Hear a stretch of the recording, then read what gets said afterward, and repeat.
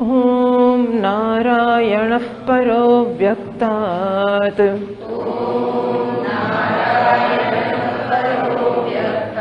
अण्डमव्यक्तसम्भवम्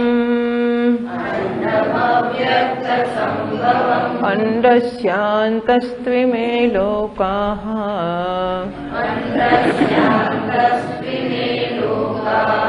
सप्तद्वीपा च मेदिनी।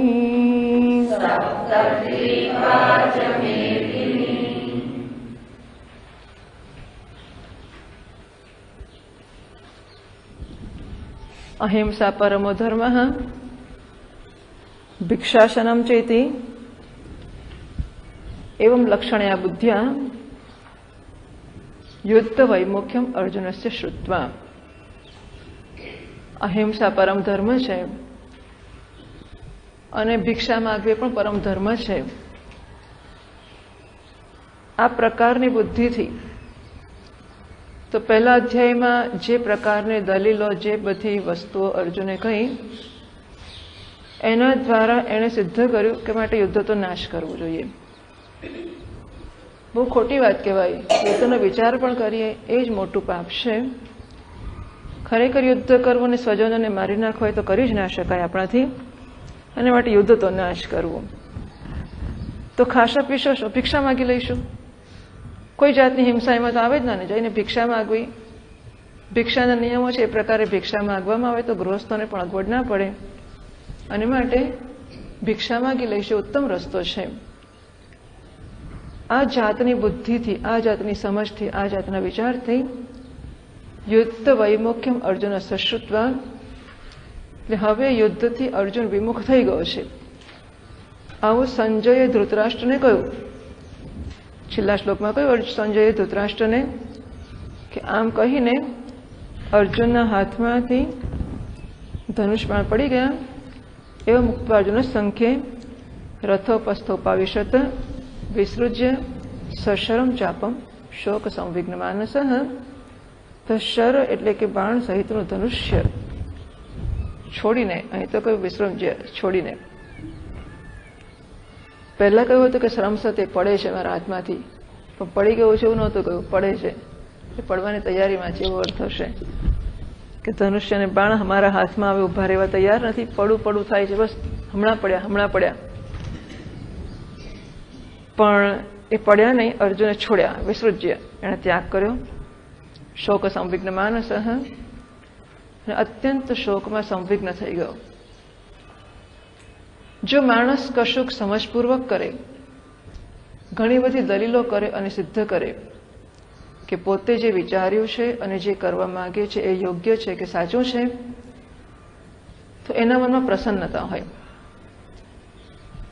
એણે મહાન હિંસાનો ત્યાગ કર્યો હોય તો ખુશી હોય કે વાહ કેટલું સરસ થયું કે આપણે એક મોટા અનર્થમાંથી બચી ગયા। આપણે યુદ્ધ કરવાની તૈયારીમાં જ હતા, આપણા સ્વજનોને મારી નાખ્યા હોત અને કેવો મહાન અનર્થ થઈ ગયો હોત, અને આખા વિશ્વમાં આ મહાભારત તો કેટલી મોટી ઘટના હતી, તો કેટલા બધા કુટુંબો, કેટલા બધા કુળો, કેટલા બધા ગોત્રો, કેટલાનો નાશ થઈ ગયો હોત, આખા સમાજનો નાશ થઈ ગયો હોત, અને એને બદલે હું બચી ગયો હશ, અને એનું પાપ મને લાગત। આ બધા વડીલો મરી જાત, બધાનું પાપ મને લાગત। અરે વાહ કેવી સરસ ભગવાનની કૃપા થઈ કે મને સારી સારી બુદ્ધિ ચાલી અને મેં નક્કી કર્યું કે હું તો યુદ્ધ નહીં જ કરું, હું હિંસા નહીં કરું, અહિંસા પરમ ધર્મ છે, કંઈ વાંધો નહીં, ભીખ ના મગાય તો હું તો માગી લઈશ અને ભીખ માગીને જીવીશ। જો અર્જુનનો આ નિશ્ચય યોગ્ય હોત તો એના મનમાં પ્રસન્નતા જન્મી હોત, પરંતુ શોક સંવિઘ્ન માનસઃ, અત્યંત શોકમાં ડૂબી ગયો અર્જુન। એ બતાવે છે કે એના પોતાના મનમાં જ પોતાના નિશ્ચયને વિશે જરા અવઢવ છે કે આ જે નિશ્ચય મેં કર્યો છે કયા પ્રકારનો છે। જ્યારે માણસનો નિશ્ચય યોગ્ય હોય કે એ જે કરવા જઈ રહ્યો છે એ પોતે જસ્ટિફાઈ કરી શકે, સમર્થન આપી શકે એવો છે, અને હું કોઈકની સામે રજૂ કરું છું ત્યાં પણ રજૂ કરાવવા યોગ્ય છે। માણસ વટનો મારે રજૂ તો કરી દે, પણ એને પણ મનમાં શંકા તો છે જ કે આ જ્યાં કહું છું ત્યાં એનો કેવો સ્વીકાર કે કેવો આવકાર થશે।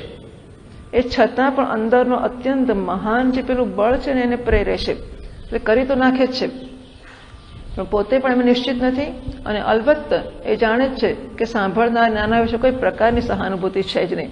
સાંભળનાર તો રાત જુએ છે અને હસે છે, એ ખરી બુદ્ધિ ચાલે છે આની। અત્યારે યુદ્ધમાં આવ્યો છે અને ક્ષત્રિય છે, ધર્મયુદ્ધ કરવાનું છે, રડવા બેઠો છે। એટલે સાંભળનારની કોઈ પ્રકારની સહાનુભૂતિ નથી, પણ છતાં સહાનુભૂતિ હી સીકિંગ, એને પ્રાપ્ત કરવાનો પ્રયત્ન ઘણો કરી રહ્યો છે. એ પણ જાણે છે કે સામેથી સહાનુભૂતિ નહીં જ મળે અને સામેથી ઠપકો જ મળશે, ઠપકો તે તૂટી જ પડશે મારા ઉપર, બધીને ખબર છે. છતાં પણ જુઓ, એટલે અર્જુનમાં આટલી સમજ નહીં હોય તો પ્રશ્ન જ નથી ને. અર્જુન સમજે જ છે, છતાં પણ અત્યારે અર્જુનના મનમાં આવો વિચાર જન્મ્યો કે અહિંસા પરમ ધર્મ છે અને માટે ભિક્ષા માગીને વૃત્તિ ચલાવવી, આજીવિકા ચલાવવી ઉત્તમ વસ્તુ છે. તેથી હું એવું કરીશ. આવી બુદ્ધિથી યુદ્ધ વૈમુખ્યમ અર્જુનસ્ય શ્રુત્વા, આવી બુદ્ધિ સાથે અર્જુન યુદ્ધથી વિમુખ થયો છે એવું સાંભળીને, કોણે સાંભળ્યું? ધૃતરાષ્ટ્રએ સાંભળ્યું. સંજય કહી રહ્યો છે, ધૃતરાષ્ટ્રએ સાંભળ્યું. એ સાંભળીને સપુત્રાણામ રાજ્યમ અપ્રચલિતમ અવધાર્ય, અરે વાહ, તો મજા જ પડી ગઈ. યુદ્ધ થશે નહીં, પાંડવો ભાગી જશે અને મારા દીકરાઓને રાજ્ય મળી જશે. જિંદગીમાં એક જ જો એનું કલ્યાણ કે પુરુષાર્થ હોય ધૃતરાષ્ટ્રનો, તો દુર્યોધનને ગાદી મળે. બીજું કોઈ વિચાર તો કરો. એ જીવનમાં કશું ઊંચું ધ્યેય કે પ્રયોજન સિદ્ધ વિચારી જ શક્યો નથી કે આનાથી ઊંચું પણ જીવનમાં પ્રાપ્ત કરવા જેવું હોય. ધૃતમ રાષ્ટ્રમ યેન સહ, એ ધૃતરાષ્ટ્ર, જેણે કોઈનું રાજ્ય પડાવી લીધું છે એ ધૃતરાષ્ટ્ર છે. અથવા તો આત્મરૂપી રાજ્ય કે આત્માનું સામ્રાજ્ય જેણે જોયું જ નથી અને જેને લૂંટાઈ ચૂક્યું છે એવો ધૃતરાષ્ટ્ર છે. એ ધૃતરાષ્ટ્ર કોઈ પ્રકારની બુદ્ધિ કે સમજ તો ધરાવતો જ નથી. આ સાંભળીને એના મનમાં એવું થયું કે હવે તો યુદ્ધ થશે નહીં, આ લોકો પાછા ફરી જશે અને મારા દીકરાઓ છે એમને તો હવે કોઈ પણ પ્રકારના વિઘ્ન વગરનું રાજ્ય મળી જ જશે. તેથી સ્વસ્થ હૃદયસ્ય, આમ જેનું હૃદય સ્વસ્થ થયું છે એવા ધૃતરાષ્ટ્રસ્ય, ધૃતરાષ્ટ્રની હર્ષ નિમિત્તામ, હર્ષને કારણે જન્મેલી તતઃ કિમ વૃત્તમિતિ આકાંક્ષામ અપનિનીશુઃ સંજય. તો હવે ઓહો, મજા પડી ગઈ. પછી શું થયું, પછી શું થયું એમ ઉત્સાહપૂર્વક ધૃતરાષ્ટ્ર પૂછવાની તૈયારીમાં છે અને પૂછે એવી એની જે આકાંક્ષા છે કે હવે શું થયું. અપનિનીશુઃ, એને દૂર કરવાની ઈચ્છાવાળા સંજય તમ પ્રતિ ઉક્તવાન ઇત્યાહ વૈશંપાયન જનમે જયમ પ્રતિ. એટલે આવી ધૃતરાષ્ટ્રની જે આકાંક્ષા હતી એને દૂર કરવાની ઈચ્છાથી સંજય ધૃતરાષ્ટ્રને કહે છે એવું વૈશંપાયન જન્મે જયને કહે છે. કૃપા મમ એતિ વ્યામોહ નિમિત્ત સ્નેહ વિશેષ. આગળના પ્રકરણમાં અધ્યાયમાં બે વાત કરવામાં આવી. એક તો અર્જુનમાં કૃપા છે અને અર્જુનમાં વિષાદ છે. વિષિદન ઇદમ અબ્રવીત, વિષાદ કરતા કરતા એને બધા શ્લોકો કયા 28 થી 46 સુધીના. કૃપયા પરે આવિષ્ટ, અને પરા કૃપાથી આવિષ્ટ થઈ ગયો છે.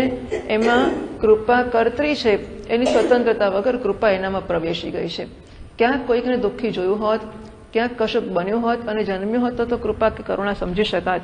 આ તો ક્યાંય કશું થયું જ નથી. એણે કલ્પના કરી કે પછી આવું થશે તો શું થશે, અને પછી બધા મરી જશે તો શું થશે, અને પછી જો આવું થતું હોય છે ને આપણે કે બીજું તો કંઈ નહીં, પણ પછી માંદા પડીએ તો શું થાય, અને પછી હોસ્પિટલમાં જવું પડે તો શું થાય, અને પછી લાખો રૂપિયાનો ખર્ચો થાય તો શું થાય. હોસ્પિટલમાં જઈએ એટલે વાત તો પગથિયું ચડીએ ને હોસ્પિટલનું 1 લાખ તો નક્કી જ સમજવા. પહેલું પગથિયું એટલે 1 લાખ, બીજું પગથિયું એટલે 2 લાખ, ત્રીજું પગથિયું 3 લાખ. એટલે હોસ્પિટલમાં ચડીએ લાખો રૂપિયા થઈ તો જાય જ. એટલે પછી એની ચિંતા તો કરવી જ પડે ને. અને પછી માનો કે વખત પૈસા ના હોય તો શું થાય, અને પછી ધારો કે આપણે મદદ ના કરે તો શું થાય, અને પછી આપણું આ થાય તો શું થાય. આ કરીને તો આખી જિંદગી માણસ ખબર ને શીખજ કર્યા. એટલું નહીં, લોકો તો એટલે સુધી કે આ તો ઠીક છે કે આપણી પાસે પૈસા છે, ના હોત તો શું થાય. આ તો ઠીક છે કે આપણા છોકરા છે, ના હોત તો શું થાય. ઠીક છે કે છોકરાઓ સજ્જન છે, ના હોત તો શું. અરે પણ છે જ ને, ના હોત તો પ્રશ્ન ક્યાં છે. પણ ખબર નહીં શું ગમતું હશે ચિંતા કરવાનું, એટલો બધો આનંદ આવતો હશે, અથવા તો કરે શું.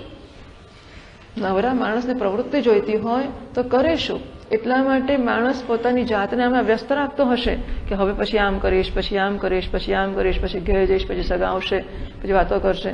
ઉદ્ધવજી હતા મૂર્ખ, એ ચિંતન કરે. અક્રૂર કાકા નહીં, અક્રૂર કાકા.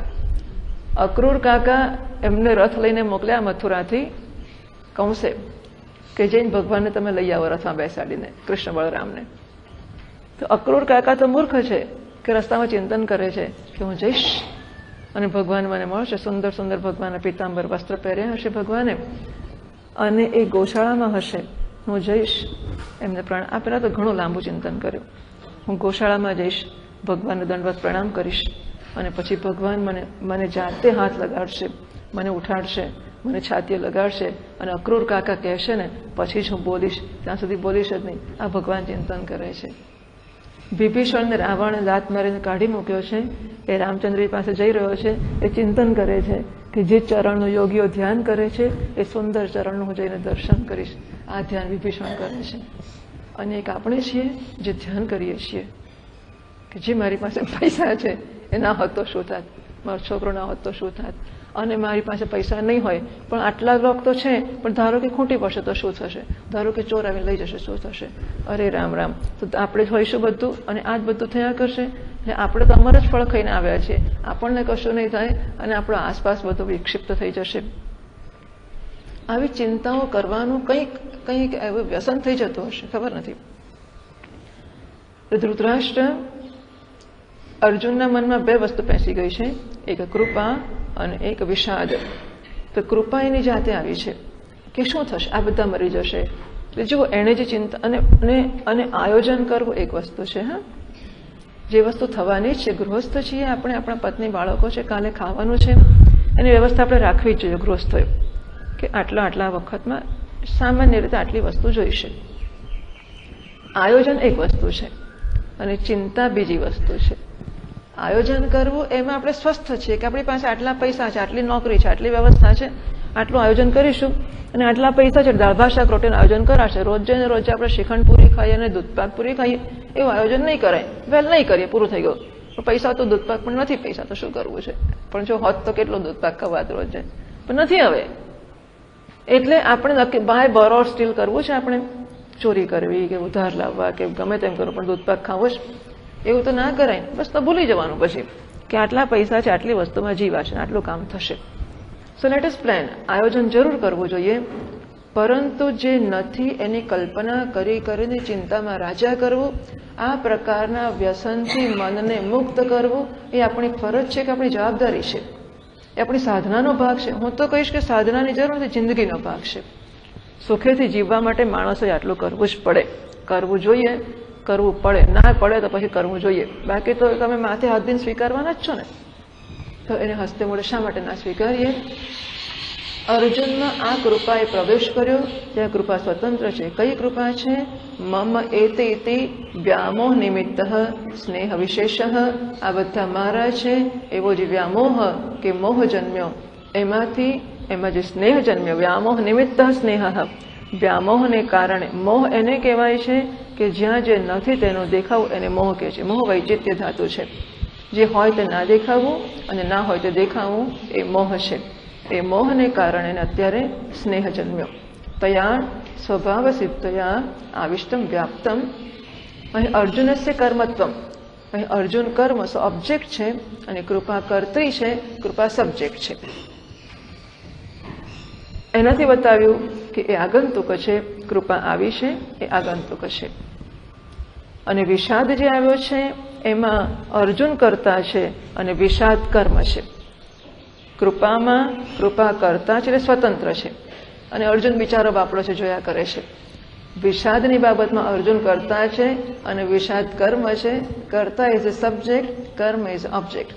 એટલે હું આ વસ્તુને જોઉં છું તો હું કરતા છું, આ જોવાનો વિષય છે કર્મ છે, બરાબર. I am the subject, this is the object.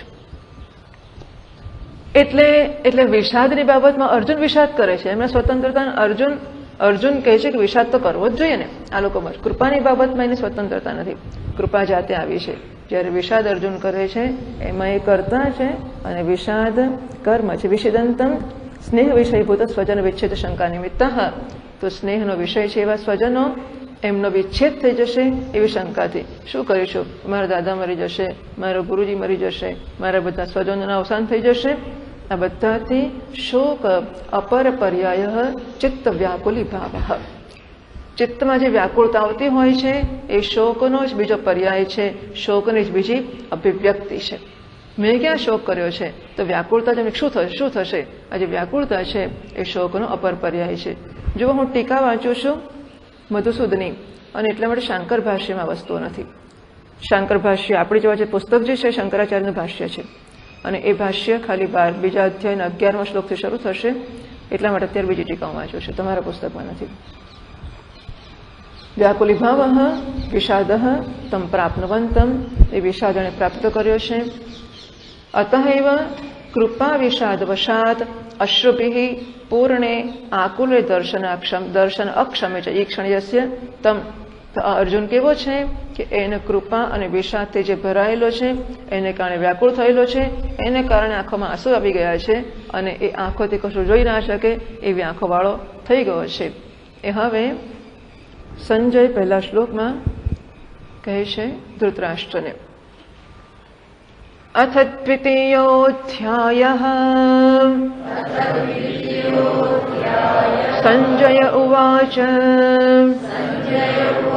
तं तथा कृपयाविष्टम् अश्रुपूर्णाकुलेक्षणम् विषीदन्तमिदं वाक्यम् उवाच मधुसूदनः. સંજય ઉવાચ. સંજય કહે છે તમ અર્જુનમ તથા કૃપયા આવિષ્ટમ.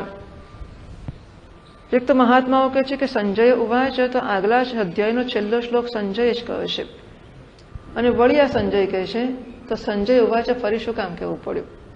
આગળ પણ સંજય ઉવાચ કહ્યું જ છે, અહીં પણ સંજય જ કહે છે, તો ફરી કેમ કહેવું પડ્યું કે સંજય ઉવાચ? તો ભગવાન વેદવ્યાસજી આ ગ્રંથ લખી રહ્યા છે અને વેદવ્યાસજીની સમાસ પદ્ધતિ અને વ્યાસ પદ્ધતિ છે. સમાસ પદ્ધતિ એટલે ચોક્કસ વસ્તુ પહેલા સંક્ષેપમાં કહેવી, પછી એનો વિસ્તાર કરવો. જો એવું દેખાય કે શ્રોતા કે વાચકને રસ પડ્યો છે અને વધારે જાણવામાં રસ છે એને, તો પછી એનો વિસ્તાર કરવો, નહીં તો એટલે અટકવો, વિષય બદલી કાઢવો. એટલે પહેલા અધ્યાયના છેલ્લા શ્લોકમાં એમણે કહ્યું વિસુચ સશરમ ચાપમ શોક સંવિઘ્ન માનસઃ. એટલે અર્જુનભાઈએ યુદ્ધ કરવાનું માંડી વાળ્યું એવું એમણે કહ્યું કે ધૃતરાષ્ટ્રના મોઢા ઉપર દેખાયું હોત ઠીક છે, માંડી વાળું તો કશો વાંધો નહીં, અને કોઈ ઉત્સાહ ના દાખવ્યો હોત તો સંજય આગળ ના ચાલત, તો વેદવ્યાસ આગળ વર્ણન ના કરત. પણ ધૃતરાષ્ટ્રના મોઢા ઉપર એવી આકાંક્ષા દેખાઈ, ઓહો એવું થયું, ચાલો તો મજા પડી ગઈ, પછી શું થયું, પછી શું થયું.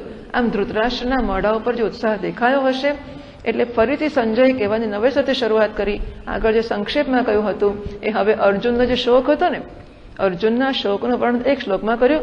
શોક સંવિઘ્ન માનસઃ, અર્જુનમાં શોક પ્રવેશી ગયો, અર્જુનને શોક કરવાનું શરૂ કર્યું અને શોક કરે છે, સંવિઘ્ન શોકમાં ડૂબી ગયો છે, એવા મનવાળો થઈ ગયો છે, એવું જ્યારે કહ્યું ત્યારે ધૃતરાષ્ટ્રની જાણવાની આકાંક્ષા વધી. એટલે પછી સંજય ફરીથી શરૂઆત કરે છે.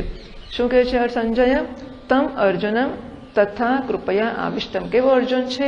તથા, તથા એટલે તેવી રીતે, યથા એટલે જેવી રીતે, તથા એટલે તેવી રીતે. તો તથા એટલે અહીં આગળ જે પ્રકારે શોકનું વર્ણન કરવામાં આવ્યું તેવી રીતે આગલા શ્લોકોમાં કહ્યું અને છેલ્લા શ્લોકમાં કહ્યું કે હવે એણે સશરમ ચાપમ, શર સહિત ચાપનો જેણે ત્યાગ કર્યો છે અને શોકમાં ડૂબી ગયો છે એવી પ્રકારે શોક કરી રહ્યો છે એવો અર્જુન. તથા કૃપયા આવિષ્ટમ, કૃપાથી જે પ્રવેશાયેલો છે, અને અશ્રુપૂર્ણ આકુલ ઈક્ષણમ. આકુલ એટલે વ્યાકુળ જેને આપણે કહીએ છીએ, ઈક્ષણ એટલે આંખો, આંસુથી ભરેલી અને વ્યાકુળ થયેલી આંખો વાળો. હા, આંસુ કંઈક ઘણા લોકોને માટે એક શસ્ત્ર હોય છે. હા, જબરદસ્ત શસ્ત્ર છે કે આંસુ આવી જાય ને એટલે સામો માણસ ગભરાય, અરે રે બિચારો રડી પડ્યો કે બિચારી રડી પડી. મુખ્ય તો બિચારી રડે, પણ જે રડે ને બિચારી જ કહેવાય. હવે એ રડે ને બિચારો કહેવાય કેવી રીતે? એટલે જરાકમાં આમ આંસુ એટલે આ પણ એક ટ્રીક હશે કે નાના બાળક તરીકે આપણે આંખમાં આંસુ લાવ્યા, છોકરાઓને આપણને ખબર જ ના પડે, કશું જ થયું ના, કંઈ જ ના થયું હોય, અને જરાકમાં એવા ફટફટ આંસુ પાડવા માંડે એટલે બિચારા બધા ડરી જાય. ઘરે આમ કોઈક ધારો કે કોઈ એવું જ કહો એના મા પાસે હતો અને છોકરાને કોઈને એમ કહ્યું ચાલો એનો કાકો હોય, મામો હોય, કંઈક રમાડીએ છોકરાને, જેવો હાથમાં લીધો ને કશું કર્યું જ નહીં એવી ભેંકડા તળીને રડવા માંડે એટલે બિચારો ગભરાઈ જાય કે ભાઈ મેં કશું નથી કર્યું, છોકરાને લો તમારો છોકરો પાછો, એને મેં કંઈ ચૂંટણી ખણી નથી કે એને મેં કંઈ તમાચા માર્યો નથી, મેં કશું કર્યું નથી.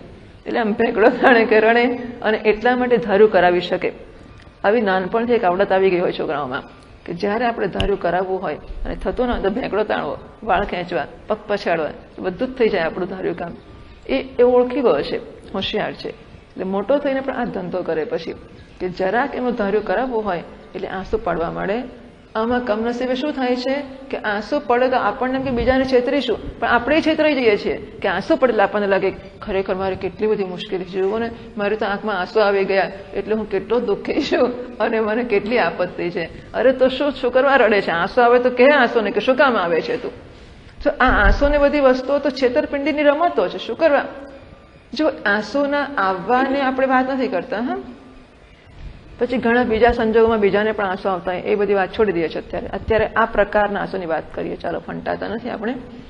પણ આપણા મનમાં જે શોક અને વિષાદ જન્મ્યો હોય છે અને વિષાદનું જે જસ્ટિફિકેશન કે સમર્થન હોય છે, આ અત્યંત કમનસીબ ઘટના છે એવું સમજવું જોઈએ. અત્યંત કમનસીબ ઘટના છે કે જ્યારે આપણે આપણા મનમાં વિષાદ અને શોક જન્મ્યો છે, એને માટેનું કશું જ કારણ નથી. આપણે બીજાને સમજાવવા માંગીએ છીએ કે જુઓ ને પેલું છે એટલે વિષાદ જન્મે કે નહીં, પેલું છે એટલે જન્મે કે નહીં. અર્જુન સમજાવે છે ભગવાનને કે જુઓ કુળ ધર્મનો, સનાતન ધર્મનો નાશ થશે અને પછી પેલી સ્ત્રીઓ દુષ્ટ થઈ જશે અને વર્ણસંકર થશે. બરું દુઃખ તો થાય જ કે નહીં આ બધાથી. હવે આ વસ્તુઓનું કોઈ જાહેર સમર્થન તો છે જ નહીં કે અત્યારે યુદ્ધ કરવા અર્જુન બેઠો છે એ અર્જુનને કોઈ વ્યક્તિગત ઘટના નથી. અર્જુને યુદ્ધને નોતર્યું નથી. અર્જુન બોલાવવા ગયો નથી કે આવો યુદ્ધ કરીએ. અર્જુનનો વ્યક્તિગત આમાં કોઈ રોલ છે જ નહીં. અર્જુન પોતે રાજ્ય લેવા માટે આવ્યો નથી. આ તો આખી ઘટના સમષ્ટિની છે અને એ ઘટનાએ આ વસ્તુ ઊભી કરી છે. યુદ્ધ આવી ગયું છે અને અર્જુને તો માત્ર આવેલા સંજોગોમાં પોતાની જાતને ગોઠવવાની છે. અર્જુન વ્યક્તિગત કામ નથી કરી રહ્યો. અર્જુન પોતાના રાગદ્વેષથી પ્રેરાઈને કે પોતાની રાજ્ય ભોગ સુખની ઈચ્છાથી પ્રેરાઈને નથી આવ્યો. અર્જુન અત્યારે એ લોકોનો ડેલિબરેટ એક્શન છે, રિએક્શન નથી. અર્જુનના પક્ષેથી મને લાગે છે કે કુંતીએ કહેવડાવ્યું છે પછી કે જઈને સંતાનોને કહો કે જે ક્ષણને માટે ક્ષત્રિયાણી પુત્રોને જન્મ આપે છે એ ક્ષણ આવી ગઈ છે અને માટે હવે યુદ્ધ કરવાનો વખત આવી ગયો છે. આમ બધાએ ભેગાથી નક્કી કર્યું છે. એવું નથી કે હાથમાં ચળ આવતી હતી અને મચી પડ્યા કે ચલો જે હાથમાં તૂટી પડી એના ઉપર. એવું નથી. વ્યક્તિગત રિએક્શન નથી. It's a ડેલિબરેટ action. એ લોકોએ નક્કી કર્યું, સમાધાનના પ્રયત્ન બધું જ કરી ચૂક્યા છે અને પછી વિચાર્યું કે ચાલો હવે યુદ્ધ કરવું જ પડશે, માટે યુદ્ધ કરીશું. એટલે અર્જુનની વ્યક્તિગત ઘટના છે જ નહીં. અર્જુન જાણે આખો ટોપલો પોતાના પર ઓઢીને બેસી ગયો છે કે યુદ્ધ થશે, બધા મરી જશે અને બધાને મારનારો હું બનીશ. એટલે ત્યાં ક્યાં કહ્યું હતું બધા આવજો મારી સામે મરવા? તેને કહ્યું હતું એ સામેનું ભદ છે કે ચાલો ત્યારે કેવી મારામારી કરીએ છીએ આપણે, તો શું કરવું છે તારે? એટલે સમષ્ટિની ઘટનામાં અર્જુન તો ધર્મનો પ્રતિનિધિ છે. ધર્મ અને અધર્મનું યુદ્ધ છે અને જરૂર પડી છે માટે ધર્મીઓનું અધર્મીઓનું યુદ્ધ છે. અર્જુનનું વ્યક્તિગત યુદ્ધ નથી. અર્જુનના વ્યક્તિગત રાગ કે દ્વેષથી પ્રેરાયેલું પણ નથી. અર્જુને તો માત્ર પરિસ્થિતિ આવી છે એનો સામનો કરવાનો છે. અલબત્ત આ પરિસ્થિતિ ગમતી નથી એ વાત સાચી છે. અણગમતી પરિસ્થિતિ પણ આવી શકે. જીવનમાં આપણે હંમેશા ગમતી જ પરિસ્થિતિઓ આવે એવું નથી હોતું. અણગમતી પરિસ્થિતિ પણ આવે અને એવી પરિસ્થિતિનો સામનો કરવાનો આવે તો આપણને ના ગમે એવું પણ બને. પણ એવું નથી કે એવો સામનો કરવાનો આવે એટલે રડવા જ બેસી જઈએ અને શોકમાં સંવિઘ્ન થઈ જઈએ. ચાલો સામનો કરવાનો આવે છે, આપણો દીકરો છે એને લગ્ન કરવું છે કોઈ બહારની જગ્યાએ, નથી ગમતું આપણને, પણ સામનો કરવાનો વખત આવ્યો જ છે તો પછી અને કાં તો નક્કી કરી લે આઈધર યસ ઓર નો, એને રજા આપવી છે કે નથી આપવી. રજા આપીને છૂટો કરો, છૂટો કરી દઈએ. પણ રોજ ઘરમાં છોકરાને રાખવો અને રોજ કકડાટ કરવો, જુઓ ને માનતો જ નથી, પરણ્યો હવે તો તમારે કરવું છે શું એમાં? સમજાય છે બધી પરિસ્થિતિઓ અણગમતી આવે. જીવન છે એટલે બધું થવાનું જ છે કે બધું આપણું ધાર્યું જ થયા કરે અને આપણે બધું નક્કી કરી જ શકીએ કે આ થશે કે પેલું થશે એવી કશી આશા ના જ રાખી શકાય. ભલભલા આશા ના રાખી શકે. હું તો કોઈની મદદ લઉં જ ના, હું તો કોઈને પૂછું જ ના, હું તો બધું જાતે જ કરું. અરે તું ને તારા પરમ પૂજ્ય પિતાશ્રી મદદ લેવા આવી જાય કોઈને, એમાં કંઈ એવું વટ થોડો રાખી શકાય કે હું કોઈની મદદ નહીં લઉં.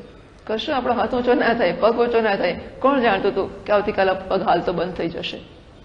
ચલાય જ ના. પથારી પડ્યા પગ ઊંચો ના કરાય. સમજો છો શું આ બધી વસ્તુઓ કે મજાક છે? ઈશ્વરનો ઉપકાર છે કે આ બધું થઈ શકે છે, પણ એવું નથી કે પ્રિવિલેજ કે થયા જ કરશે. બધી વસ્તુઓ થાય ખરી અને ના થાય. ઈચ્છે કે મદદ ના લેવી પડે પણ લેવી એ પડે. વટ મારવાની તો જરૂર જ નથી. અણગમતી પરિસ્થિતિઓ આવી જ શકે છે અને એનો સામનો કરવા માટે કાળા માથાના માણસે તૈયાર રહેવું જ પડે. હવે એવું થાય જોડે જોડે એક કમનસીબી બીજી એવી પણ હોય છે કે ગમતી પરિસ્થિતિ એની કોઈ ડેફિનેશન કે વ્યાખ્યા હોતી જ નથી. તે શું થાય તો ગમતું કહેવાય.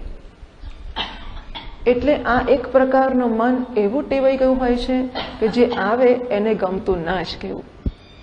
મોટે ભાગે તો બધા જ મનની આ સ્થિતિ છે કે એની પાસે જે છે એટલે પેલું ગ્રાસ ઇઝ ગ્રીનર યોન્ડર, જે ઘાસ અહીં હોય પશુ ચરતું હોય ને તો અહીં છે એના કરતાં આગલું ઘાસ વધારે લીલું છે, આવું દેખાય છે. ગ્રાસ ઇઝ ગ્રીનર યોન્ડર, દૂરનું ઘાસ વધારે લીલું છે, દૂરનું ઘાસ વધારે, ત્યાં પહોંચે એટલે દૂરનું ઘાસ વધારે લીલું છે, ત્યાં પહોંચે પેલું વધારે લીલું છે. જિંદગી બંધ થઈ જાય જેવું ના હોય તો. એટલે એક તો બધા માણસોનો એક નોર્મલ માણસોનો આ પ્રશ્ન છે કે બધાને જે છે એના કરતાં આગલો પગથિયાનું છે એ વધારે સારું લાગે. અબનોર્મલ માણસનો બીજો પ્રશ્ન છે. નોર્મલ માણસોના પ્રશ્નો તો છે જ જાણે, બીજો એક અબનોર્મલ માણસ હોય છે અને એને તો પછી નક્કી જ કરી નાખે કે પછી જે છે એને નહીં જ માણો, જે મળશે એમાં કકડાટ જ કરીશ કે આ કેમ અને પેલું કેમ નહીં. એટલી જ વાર કે પેલું મળ્યું નથી, જેવું મળશે એટલે કકડાટ કરીશ આ કેમ અને પેલું કેમ નહીં. નોર્મલ માણસ એ કહે છે કે આ મળ્યું, પેલાની ઈચ્છા રાખીશ પણ આને ભોગવીશ અને પેલાની ઈચ્છા રાખીશ. એ સામાન્ય માણસો છે. પણ એબનોર્મલ માણસ, એબનોર્મલ એટલે અસામાન્ય, એવાનું ગુજરાતી થાય. પણ અસામાન્ય એટલે આપણે ગુજરાતીમાં જરા વિશેષતાના અર્થમાં, શ્રેષ્ઠતાના અર્થમાં અસાધારણ સમજીએ છીએ. એટલા માટે હું એ શબ્દ વાપરવાનું પસંદ નથી કરતી, અથવા એને કોઈન કરવું કહેવાય, કોઈનિંગ ધ ટર્મ, કે અસામાન્ય એને હું આવા અર્થમાં વાપરવા માંગુ છું કે અસામાન્ય એટલે કારણ કે સામાન્ય વિદ્યાર્થી 50% તો બધા લઈ જ આવે, એટલે જે 70-80% લાવે એને પણ અસામાન્ય કહેવાય. અને આટલા સહેલા પેપરમાં 35% ના લાવી શકે એને અસામાન્ય તો કહેવાય જ ને, બરાબર છે. એ પેલો ડાબી બાજુનો અસામાન્ય છે ને એની હું વાત કરું છું કે એ જે અસામાન્ય માણસ, અબનોર્મલ માણસ, કે એની કમનસીબી એવી છે કે એ જે મળે છે એને ભોગવી શકતો નથી, કકડાટ કરે છે અને આગળ નાની રાહ જુએ છે. અને આ માણસને સુખી કોણ કરી શકશે મને કહો? જે માણસ નક્કી કરે છે કે જે મને મળશે એને હું દુઃખ નામ આપીશ દઈશ, આ તો અગવડ જ છે, આ તો અણગમતું જ છે, આ તો દુઃખ જ છે, આ તો શોક જન્માવે એવું જ છે, અને હું સુખી ક્યારે થઈશ? મને સુખ આપો, પેલું મળશે તો સુખી થઈશ. એટલે ત્યાં ફાંફા મારે છે. એટલી જ ક્ષણ કે ત્યાં પહોંચ્યો નથી, જેવો ત્યાં પહોંચો આ તો દુઃખ જ છે, આ નહીં પેલું. એટલે કે સારું ચાલો, ભગવાનની કૃપા હોય, પુણ્ય હોય, તે પહેણે પહોંચાડે ભગવાન. એટલે ત્યાં પહોંચી ગયો પછી કે પેલું તો નહીં જ ને, પણ હા આ નહીં પેલું. જો છોકરા આવું કરતા હોય છે ને, છોકરાને રમકડું આપો તરત ફેંકી દે, આપણો હાથમાંથી આ લઈ લે. હું ઘણી વાર દાખલો આપું છું કે એકવાર કોઈકના ઘરે જવાનું થયું સ્વામીજી મહારાજ સાથે, પછી કંઈક ભજન ગવાતું હશે તો મારા હાથમાં મંજીરા હતા. ઘરમાં એક નાનું છોકરું હશે, એને કંઈક અવાજ થાય એટલે ગમે છોકરાને, એટલે મંજીરા માંગ્યા, અમે આપી દીધા. એ દિવસ મારી પાસે 2 મંજીરા હતા, કે બીજા મંજીરા વગાડ્યા, પેલા ફેંક્યા, આ મંજીરા માંગ્યા, એટલે મેં એ આપ્યા, એટલે પેલા પડેલા મેં લઈ લીધા, તરત એને પેલા ફેંકી દીધા, આ માંગ્યા. બરાબર, આ સાચી વસ્તુ છે. અને તમે બધા છોકરાઓમાં જોયું જ હશે કે છોકરાને જે આપો એ ફેંકી દે, પેલું આપો એને. બસ આ ચાઇલ્ડ સાયકોલોજી ચાલ્યા જ કરે છે, ચાલ્યા જ કરે છે, ચાલ્યા જ કરે છે. અને પરિસ્થિતિઓનો તિરસ્કાર થયા જ કરે છે. જે મળે છે એમાં ક્યારેય હું ઉપકાર માનતો નથી, ભગવાનનો કૃતજ્ઞતા માનતો નથી, એમાં ભગવાનનું જે થશે તે, પણ હું જિંદગીમાં ક્યારેય સુખી થઈ શકતો જ નથી. આ બધી બીપીની દવાઓ છે, હા, બ્લડ પ્રેશરની દવાઓ આ બધી છે. અને બ્લડથી પ્રેશર વધે કે ના વધે, પણ પ્રેશર આનાથી વધઘટ થતું હોય છે કે કોઈ પણ પરિસ્થિતિને હું સ્વીકારી જ ના શકું અને ક્યારેય આનંદ માણી જ ના શકું. તો બેસી નક્કી કરી લઉં કે XYZ થશે એને હું સુખ નામ આપીશ. કમસે કમ એને 5 દાડા સુખ નામ, 6 દાડા નહીં આપ, પણ 5 દાડા તો સુખ નામ આપીશ જ. કમસે કમ આજનો દાડો તો સુખ નામ આપીશ જ. કાલે સવારે ફરી નક્કી કરીશ. આ બધી વસ્તુઓ વ્યક્તિગત છે, સબ્જેક્ટિવ છે. અને આપણે એને એડ્રેસ નહીં કરીએ તો કોઈ મહાત્મા કે કોઈ ભગવાન પીછું ફેરવીને કશું કરી શકશે નહીં. ભગવાન પણ ના કરી શક્યા. અર્જુન રડવા બેઠો તો ભગવાન પીછું ના ફેરવી શક્યા. ભગવાન હોવા છતાં અર્જુન જેવો અર્જુન એમનો વાલામાં વાલો હતો અને અર્જુન રડતો હતો. ભગવાન પીછું ફેરવીને એને રડવામાંથી હસતો ના કરી શકે કે હસ હસ. કશું ભગવાન શું કરી શકે? એને આમ પકડી છોકરાને હસાઈએ આપણે. છોકરું ના હસતો હોય ને, છોકરાને આવું કરે લોકો કે ચલ હસજે હસજે એમ કરી, કારણ કે આપણને હસાવવું છે એટલે હસીએ આપણે પણ. આપણા ખુશ થવા માટે આપણે એને ખુશ કરવું છે તો આપણે આવું કરીએ. તો પેલા મોટા માણસો શું કરીએ? બહુ અઘરું છે. અને એટલા માટે ઉદ્ધરેદ આત્મનાત્માનમ, આપણે આપણા શોકને ઓળખવો પડશે એમાંથી બહાર નીકળવું પડશે. અર્જુન આ સ્થિતિમાં આવી ગયો કે અર્જુન વિષાદ કરે છે. અણગમતી પરિસ્થિતિ આવી છે, વાત સાચી છે, પણ અર્જુને ઊભી નથી કરી. અર્જુન સમજી શકે હોય, અને અર્જુન બહુ મહાન માણસ છે, પણ અર્જુન જેવો અર્જુન પણ આવી ઘડીએ વિષાદમાં આવી જતો હોય છે. એનો અર્થ એવો નથી કે તો પછી આપણે તો આવીએ જ ને.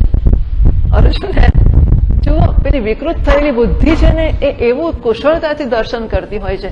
અર્જુન જેવા અર્જુન વિષાદ હોય તો મારી તો પછી મારામાં તો થાય જ ને વિષાદ, એટલે હું તો વિષાદ કરું જ ને. એટલે શું લેવા વિષાદ કરે, પણ અર્જુનને વિષાદ આપણે વધારે સભાન થઈ જઈએ કે અર્જુનને વિષાદ થવા માટે એને તૈયારી કરવી પડી તો મારે તો વધારે કરવી પડશે. જો અર્જુનને આટલું થતું હોય અને એને ભગવાનની જરૂર પડતી હોય તો મારે તો કેટલીય જરૂર પડશે, અને માટે હું વધારે કટિબદ્ધ થઈશ અને વધારે સામનો કરીશ, એમ મારે તૈયાર થવું જોઈએ.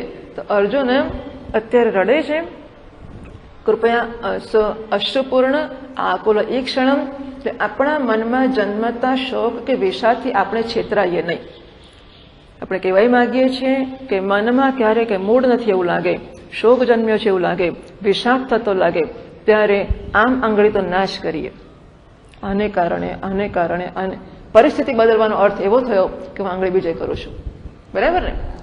પરિસ્થિતિ મને શોક જન્મે અને બહારની પરિસ્થિતિ બદલું, એનો અર્થ એવો કે પરિસ્થિતિ શોકનું કારણ છે હું કહું છું. એટલે પરિસ્થિતિ બદલવાનો પ્રયત્ન તો કરવાની જરૂર જ નથી. એક વસ્તુ બહાર આંગળી ના કરીએ કે શોક કેમ, પરિસ્થિતિ બદલવી હોય તો બદલવી ઉપયોગ માટે, કે આ જગ્યાએ ખાવાનું નથી ભાવતું, બીજી જગ્યાએ જઈશ ઉપયોગ માટે. બસ શોક જન્મવાનું કોઈ કારણ જ નથી. ખાવાનું અનુકૂળ ના પડતો હોય તો ભાઈ અનુકૂળ પડે એવું શું છે? ધારો કે આ ખારું છે તો તમે મીઠા વગરનું કે ઓછા મીઠાવાળું કરી શકો છો, તીખું છે ઓછા મરચાવાળું કરી શકો છો, પ્રયત્ન કરીએ ઉપયોગ માટે, પણ એને શોકનું કે હર્ષનું સાધન ના બનાવીએ. જો આપણી મુશ્કેલીઓ હર્ષ શોકના સાધનોની છે, ઉપયોગની નથી હોતી.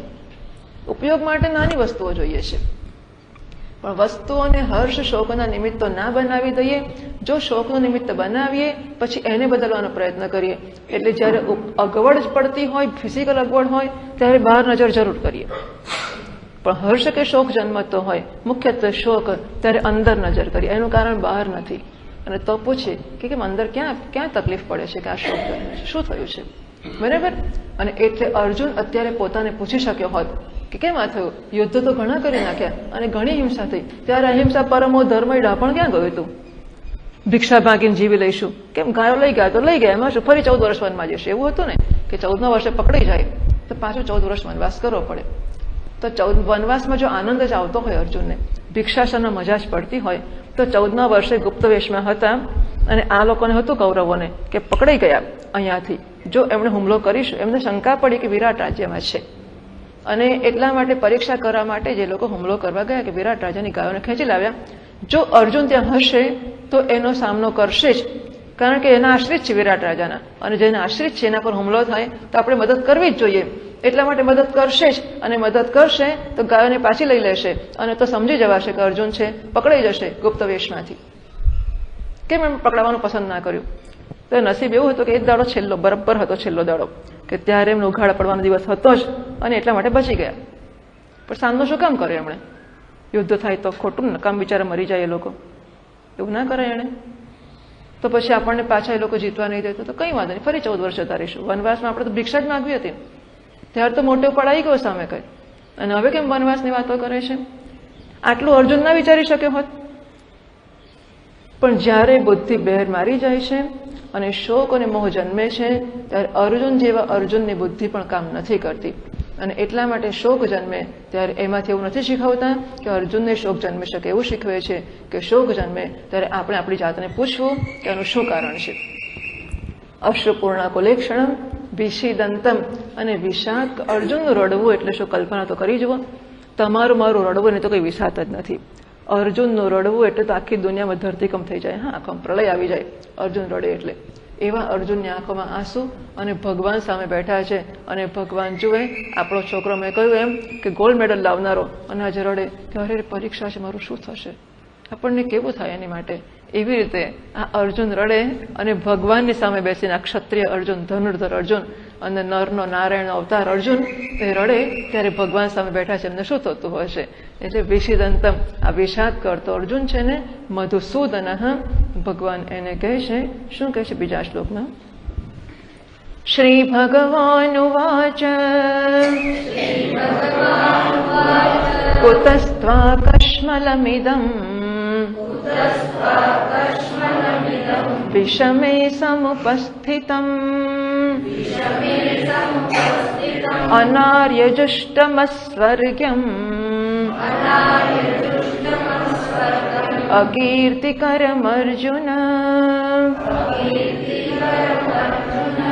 શ્રી ભગવાન વાચ શ્રીથી હંમેશા સંપન્ન ભગતથી હંમેશા સંપન્ન એવા ભગવાન વાચ ભગવાન જુએ છે કરે રે આ મારો અર્જુન, મારો વાલો અર્જુન, મારો પ્રિય, મારો ભક્ત, મારો સખા.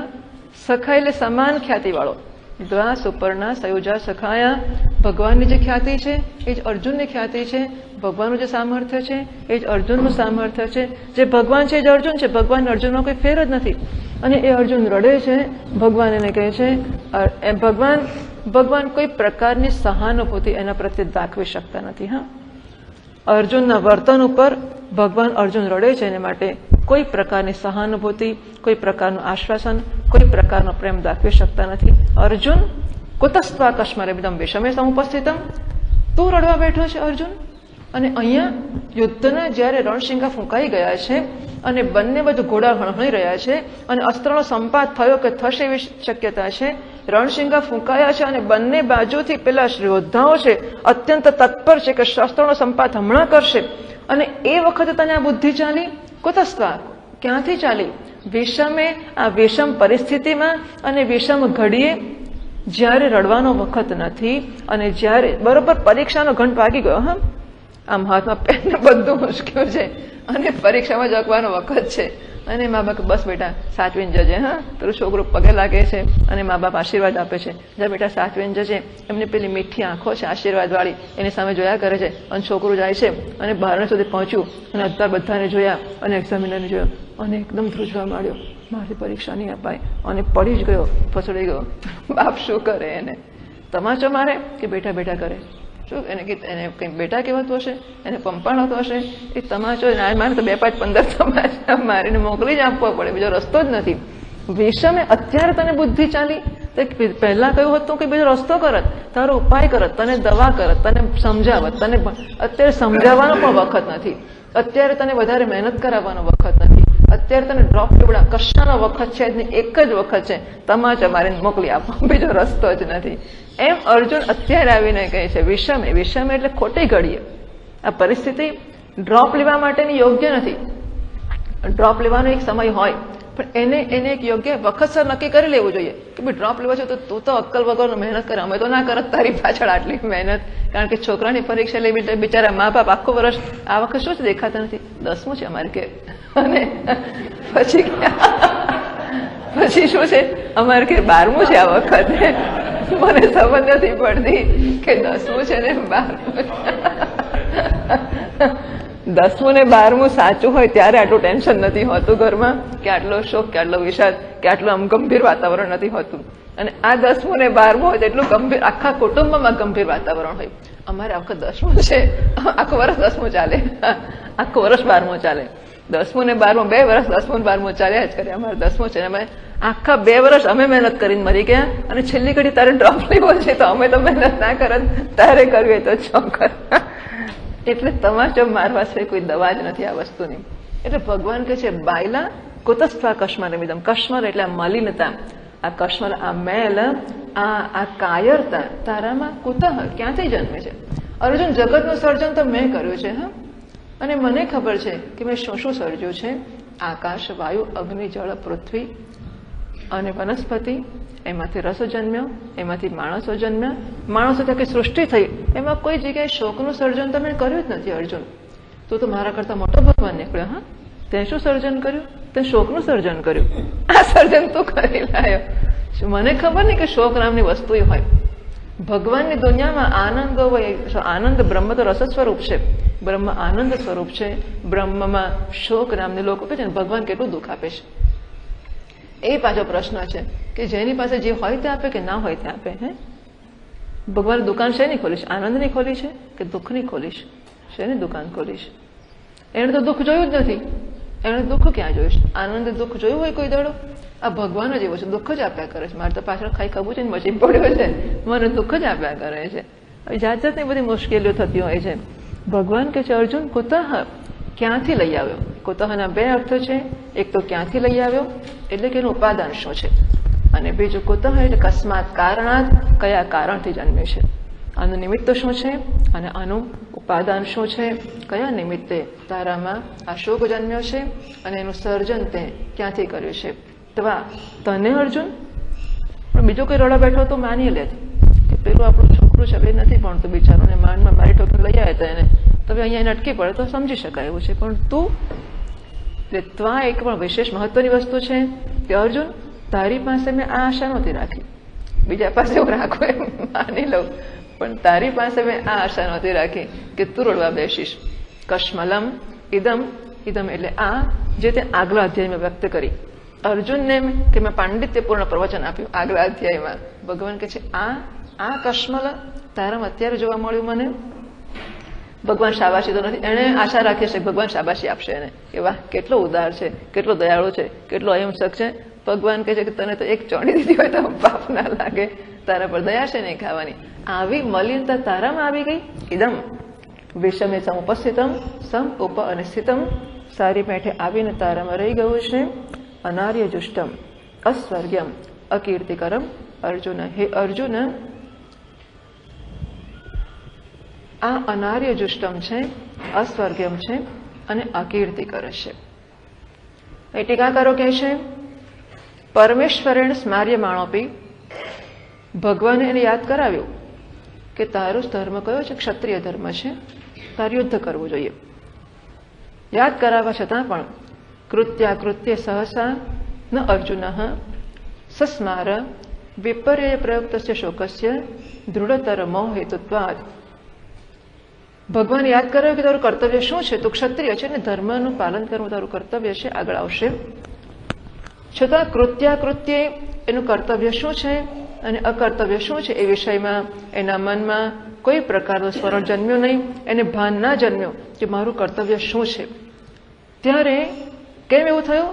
વિપર્ય પ્રયુક્તસ્ય શોકસ્ય દૃઢતર મોહ હેતુત્વાદ. કારણ કે એના મનમાં અત્યંત તીવ્ર મોહ જન્મી ગયો હતો કે હું એમનો છું અને એ મારા છે. અને એ મોહ જન્મવાનું પહેલું કારણ શું હતું? આત્મીય ભાવ. આ શરીરમાં આત્મબુદ્ધિ અને સ્વજનોમાં આત્મીય મારા છે એવી બુદ્ધિ. તે શરીરમાંની અહમ બુદ્ધિ જેટલી દૃઢ થાય એ મહાન મોહ છે, અને એ મોહ છે એ પછી શોકનું કારણ બને છે.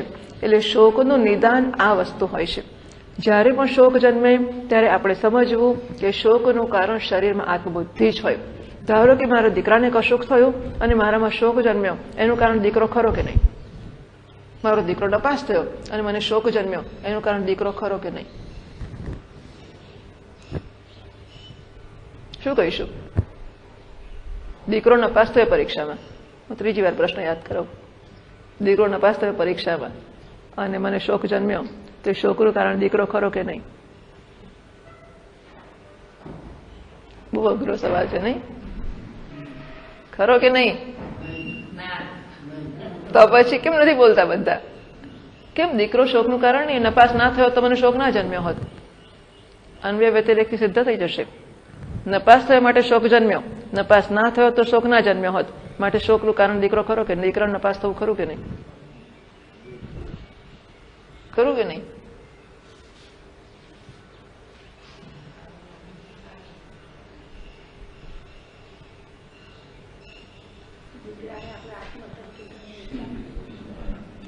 આ શરીરમાં આત્મબુદ્ધિ જન્મી અને શરીરના સંબંધીમાં આત્મીય બુદ્ધિ જન્મી, માટે શોક જન્મ્યો. નપાસ થવો એ ઘટના છે, એને મારો દીકરો કહેવો. અને પુત્રે પુષ્ટે અહમ પુષ્ટ, પુત્રે નષ્ટે અહમ નષ્ટ. પુત્રના પુષ્ટ થવાથી મારે પુષ્ટ થવું અને પુત્રના નષ્ટ થવાથી મારે નષ્ટ થવું, એ મોહ છે. બરાબર છે? ઘટના છે કે નપાસ થયો છે, ચાલો એના માટે પ્રયત્ન કરીશું, ફરી વધારે ટ્યુશન રાખીશું, વધારે પૈસા ખર્ચીશું, વધારે મચી પડીશું, એ પરિસ્થિતિ છે. પરંતુ એના નપાસ થવાથી મારામાં શોક જન્મવો, મને ખાવાનું ગળ ના ઉતરવું, મને ના ભાવવું, મારું મોઢું ચડી જવું અને મારું મોઢું પડી જવું, આ બધી વસ્તુ છે એ મોહ છે. એટલા માટે એ શોકનું કારણ પુત્રનું નપાસ થવું નથી. શોકનું કારણ હંમેશા મોહ જ હોય. મોહ સિવાય શોક જન્મી શકે નહીં. મોહ એટલે વસ્તુનું કે વ્યક્તિનું કે સંજોગોનું ખોટું મૂલ્યાંકન. જે છે તેને તેવું ન સમજવું અને જુદું સમજવું એ શોકનું. પેલી શુક્તિકામાં ચાંદી દેખાય એ શોકનું કારણ બને કે ના બને? શુક્તિકામાંની ચાંદી શોકનું કારણ બને કે ના બને? ચાંદીથી હું ખરીદવા ગયો, ચાંદીમાંથી મેં સાંકળા બનાવવાનું નક્કી કર્યું.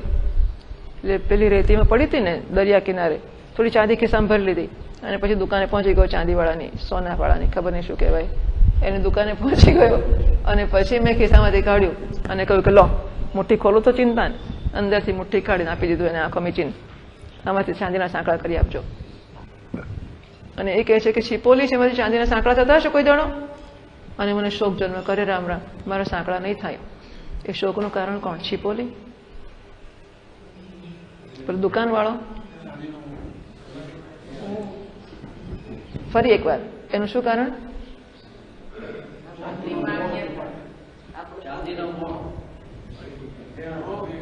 બધાને આવું જ કહેવાનું છે.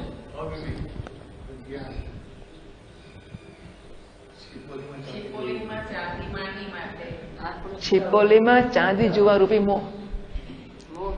એને મોહ શું કહ્યું આપણે? જે નથી તે દેખાવું એનું નામ મોહ છે. છીપોલીમાં ચાંદી, સાચી ચાંદી હોત ને સાંકળા કર્યા તો કશો વાંધો જ નહોતો.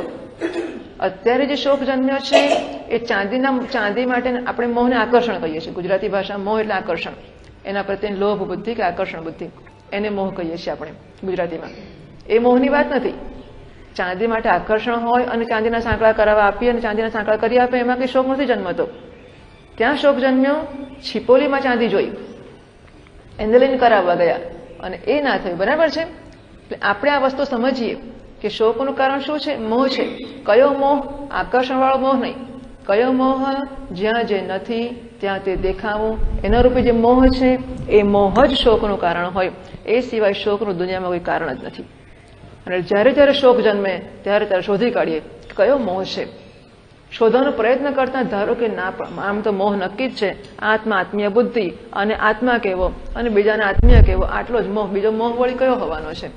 પછી એનાથી બધા એના ફાંટાઓ જન્મ્યા કરશે. પરંતુ કદાચ ન પણ ઓળખી શકાય કે ન પણ સમજી શકાય તો એટલી તો ખાતરી રાખવી જ કે એનું કારણ મોહ છે, જેની જવાબદારી મારી છે, એટલે દુનિયાની જવાબદારી તો નથી જ. એટલે દુનિયાને મુક્ત રાખવી એમાંથી. એટલી મહાન સેવા થશે ને કે બીજાનો આરોપ ના કરીએ કે તે આમ કરી માટે થયું ને તે આમ કરી માટે થયું, તો કમસે કમ એમાંથી મુક્ત રાખી શકાય.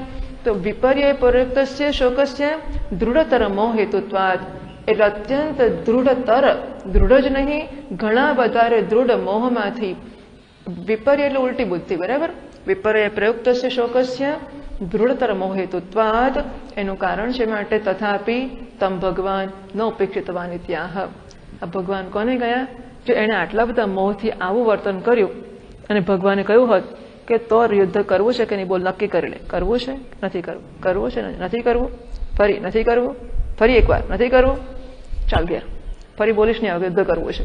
આપણે કહીએ ને છોકરાઓને એવું, ખાવું છે બોલ, ખાવું છે કહી દે, ખાવું છે. પેલું બિચારું એક તો અંદર તો લાલચ હોય કે ખાવું છે, બહારથી એટલી બીક લાગતી મા બાપની, નથી ખાવું, નથી ખાવું, ખાવું છે નથી ખાવું, એ મોઢું બતાવે છે ખાવું છે ને. આપણે દાદાગીરી બિચારું ના પાડે છે, નથી ખાવું, નથી ખાવું, બસ ચો, ફરી હોટલનું નામ બોલીશ નહીં. કારણ કે તમાચો જોડે જ હોય. ખાવું છે એક તમાચો, બીજું ખાવું છે બીજો તમાચો, બિચારું બોલતું ભૂલી જાય. મા બાપ કરતા હોય છે, અત્યારે કદાચ કરતા હશે કે ખબર નથી મને, પણ સામાન્ય આવી ટેન્ડન્સી મા બાપોને રહેતી હોય છે. ઘણીવાર જરૂર પણ હશે, વિશ્વાસમાં લઈને, ફરી એકવાર છોકરાને વિશ્વાસમાં લઈને જરૂર પડે મારી પણ શકાય. એને ખાતરી હોવી જોઈએ કે મારા ભલા માટે થાય છે, વહેલું મોડું ખાતરી કરાવી દેવી જોઈએ. એવી રીતે અર્જુને જયારે કહ્યું કે યુદ્ધ નથી કરવું તો ભગવાન પૂછી શકત કરવું છે કે નથી કરવું, બોલ, નથી કરવું, નથી કરવું, ચોક્કસ નથી કરવું, નથી જ કરવું મારે તો, ચાલ તારે ઘેર જતા રહી, એમાં શી મોટી વાત છે, તું મને લેવા આવ્યો તો હું ક્યાં તને લેવા આવ્યો છું. તો એ મને કહ્યું કે ભગવાન યુદ્ધ કરવા જઈએ, હું તો નિરાંત દ્વારકામાં મારે સોનાની નગરીની અંદર સોનાના મહેલમાં સોનાના પલંગમાં હું શયન કરતો હતો 56 મળની તળાઈમાં, એમાં તું આવી ગયો અને કહે છે યુદ્ધ કરો. મને તો આનંદ જ છે, હું તો આમે આનંદ સ્વરૂપ છું, ચાલ તારે પાછા જતા રહીએ. એવું કરી શક્યા હોત ભગવાન, અને એ ભગવાન માટે ને અર્જુન માટે સરળ હતું. પણ ભગવાન કારણ કે કલ્યાણકારી છે, સુહૃદ છે, અર્જુનનું ભલું ઈચ્છે છે અને એટલા માટે ન ઉપેક્ષિતવાન, કારણ કે ભગવાન છે અને કારણ કે અર્જુન છે અને અર્જુન ભગવાનને બહુ વાલો છે. અર્જુનનું વર્તન ગમે તેવું હોય ને તો પણ ભગવાન જાણે છે કે અર્જુન છે તો બિચારો સીધો સાધો ભલો ભોળો, ભલે બાઘો થોડો છે, થોડો આવો સીધા માણસને એક તકલીફ હોય ખરી કે સીધા માણસ ક્યારે વચકી પડે ખબર જ ના પડે.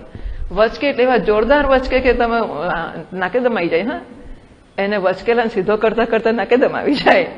પણ છતાં એ ભગવાનને ખબર છે બિચારો ભલો માણસ છે, એને મારે માટે બહુ શ્રદ્ધા છે અને બહુ પ્રેમ છે અને એટલા માટે ચાલો થોડી મહેનત પડશે, કઈ વાંધો નહીં, મહેનત કરી લઈશું. એની ઉપેક્ષા કરવી તો યોગ્ય નથી આપણે માટે. એટલા માટે ભગવાન ન ઉપેક્ષિતવાન. બહુ મોટી ઘટના છે. શાસ્ત્રોમાં આ બધી વસ્તુઓની નોંધ લેવામાં આવી છે કે મહાત્માની પાસે ગયા અને મહાત્મા સાથે વાત કરી અને મહાત્મા કહી શક્યા હોત કે ભાઈ 1 વર્ષ અહીંયા રહો ને ઉપાસના કરો, સેવા કરો, ગુરુજીની શ્રદ્ધાપૂર્વક સેવા કરો, ભક્તિપૂર્વક સેવા કરો, બ્રહ્મચર્યપૂર્વક સેવા કરો. પ્રશ્નોપનિષદમાં 6 શિષ્યો ગયા ગુરુજીની પાસે. બધા બ્રહ્મનિષ્ઠા, બ્રહ્મપરાહા, બ્રહ્મના અભ્યાસમાં નિષ્ઠ હતા અને અત્યંત પરાયણ, અત્યંત મહાન ઉપાસકો હતા. અને 6 શિષ્યોએ ગુરુજીને જઈને કહ્યું કે અમે આપણા દર્શને આવ્યા છીએ અને પ્રશ્ન પૂછવા આવ્યા છીએ. મહારાજ કે ભાઈ વાત તો સાચી છે પિપ્પલાદ મુનિ, પણ એવું છે ને કે તમે 1 વર્ષ તો અહીંયા રહો અને સેવા કરો અને આશ્રમ ગાયો બાયો ચરાવો, જરા છાણ વાસીદું કરો, લીપણ કરો, કૂપણ આ બધું કરો. 1 વર્ષ પછી આપણે ઓડિયન્સ આપીશું, પછી આપણી મુલાકાત થશે અને પછી તમને પ્રશ્ન પૂછવાની તક આપીશું અને તમે પ્રશ્ન પૂછજો અને જો મને આવડતા હશે તો હું જવાબ આપીશ.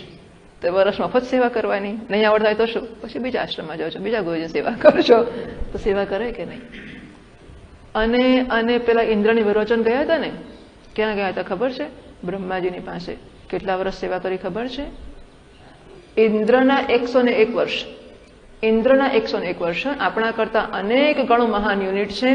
એવા 101 વર્ષ સેવા કરી ત્યારે કંઈક મેળ પડ્યો એમનો. પહેલા 32 વર્ષ તો દર્શન જ ના આપે મહારાજે. એ ઇન્દ્રના 32 વર્ષ અને ઇન્દ્ર જેવી દૈવી સંપત્તિ, એને 32 વર્ષ તો દર્શન જ ના આપ્યા ગુરુજીએ, બ્રહ્માજીએ. અને પછી 32 વર્ષ પછી જરા એમણે તમે કઈ અહીંયા કેમ આટા મારો છો, શું થયું છે, કેમ ક્યારના આવ્યા છો? 32 વર્ષ તો કઈ ભાન જ ના પડ્યું તમને? કેદારના અમે તો સેવા કર કરીએ છીએ, સમજ નથી પડતી કે મફત સેવા કરીએ છીએ, આટલી સેવા કરી તો નોંધ નથી લેતા, એ તો તેલ લેવા ગયા, આપણે કંઈ જ્ઞાન બાન જોઈતું નથી. ના, 32 વર્ષ અને બીજા 32 વર્ષ અને ત્રીજા 32 વર્ષ અને હજુ 5 વર્ષ, 101 વર્ષ. ભગવાને અર્જુન એવું કીધું હતું પણ નથી કહ્યું. હા, આ મહાન ઉપકાર છે. વિદ્યાર્થીના પ્રશ્નનો ઉત્તર આપવાની શરૂઆત ગુરુજી કરે. સમજવું કે આપણો વિશેષાધિકાર નથી, ઇટ્સ નોટ અવર પ્રિવિલેજ. એ ગુરુજીની કૃપા અને કેવળ કૃપા જ છે. અને એટલા માટે નહીં કે આપણે મહાન અધિકારી છીએ માટે કરે છે, એવું કશું સમજવું જ નહીં કે આપણા પક્ષે આપણે શું મોટા છીએ અને માટે શું કરે. અરે ગુરુજી મારે જેવો ચેલો ક્યાં પડવાનો હતો, એટલે હું ગયો તો ગુરુજી મારી પાછળ પડી જ ગયા કે તું તો જઈશ જ ના બેટા, તું જે કહીશ તારે માટે કરીશ, તને રહેવાનું આપીશ, તને ખાવાનું આપીશ, ઓઢવા પાથરવાનું આપીશ, પણ હું તો છે ને ચંપલ ભૂલી ગઈ, કઈ તને ચંપલ લઈ આપીશ પણ તું જઈશ ના.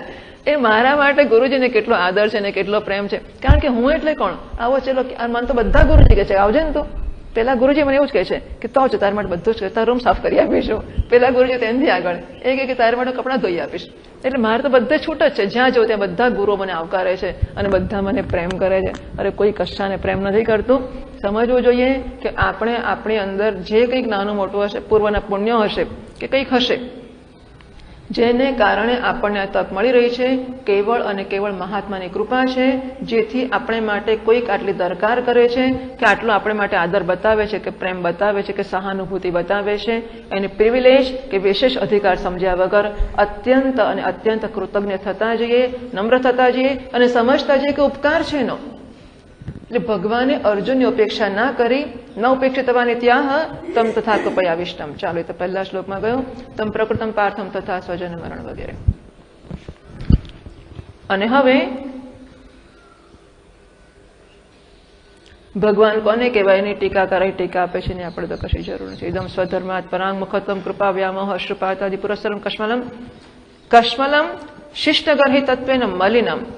આ કશ્મલ જન્મ્યું છે કેવું છે કે મલિન છે. શા માટે? કારણ કે શિષ્ટ પુરુષો આ પ્રકારના વર્તનનો આદર કરતા હોતા નથી. માણસ નક્કી જ ના કરી શકે. કોઈ માણસ કહે છે કે પેલું ચિત્રકૂટ જવાનું હતું ને એમાં આટલામાંથી કોઈ નથી એટલે હું કહું છું, કે એક માણસ કે છેલ્લા 10 દાડા બાકી રહ્યો, 8 દાડા બાકી રહ્યા હોય અને કે ભાઈ મારે આવવું છે, અમારે આટલા માણસને આવવું છે અને વ્યવસ્થા થશે.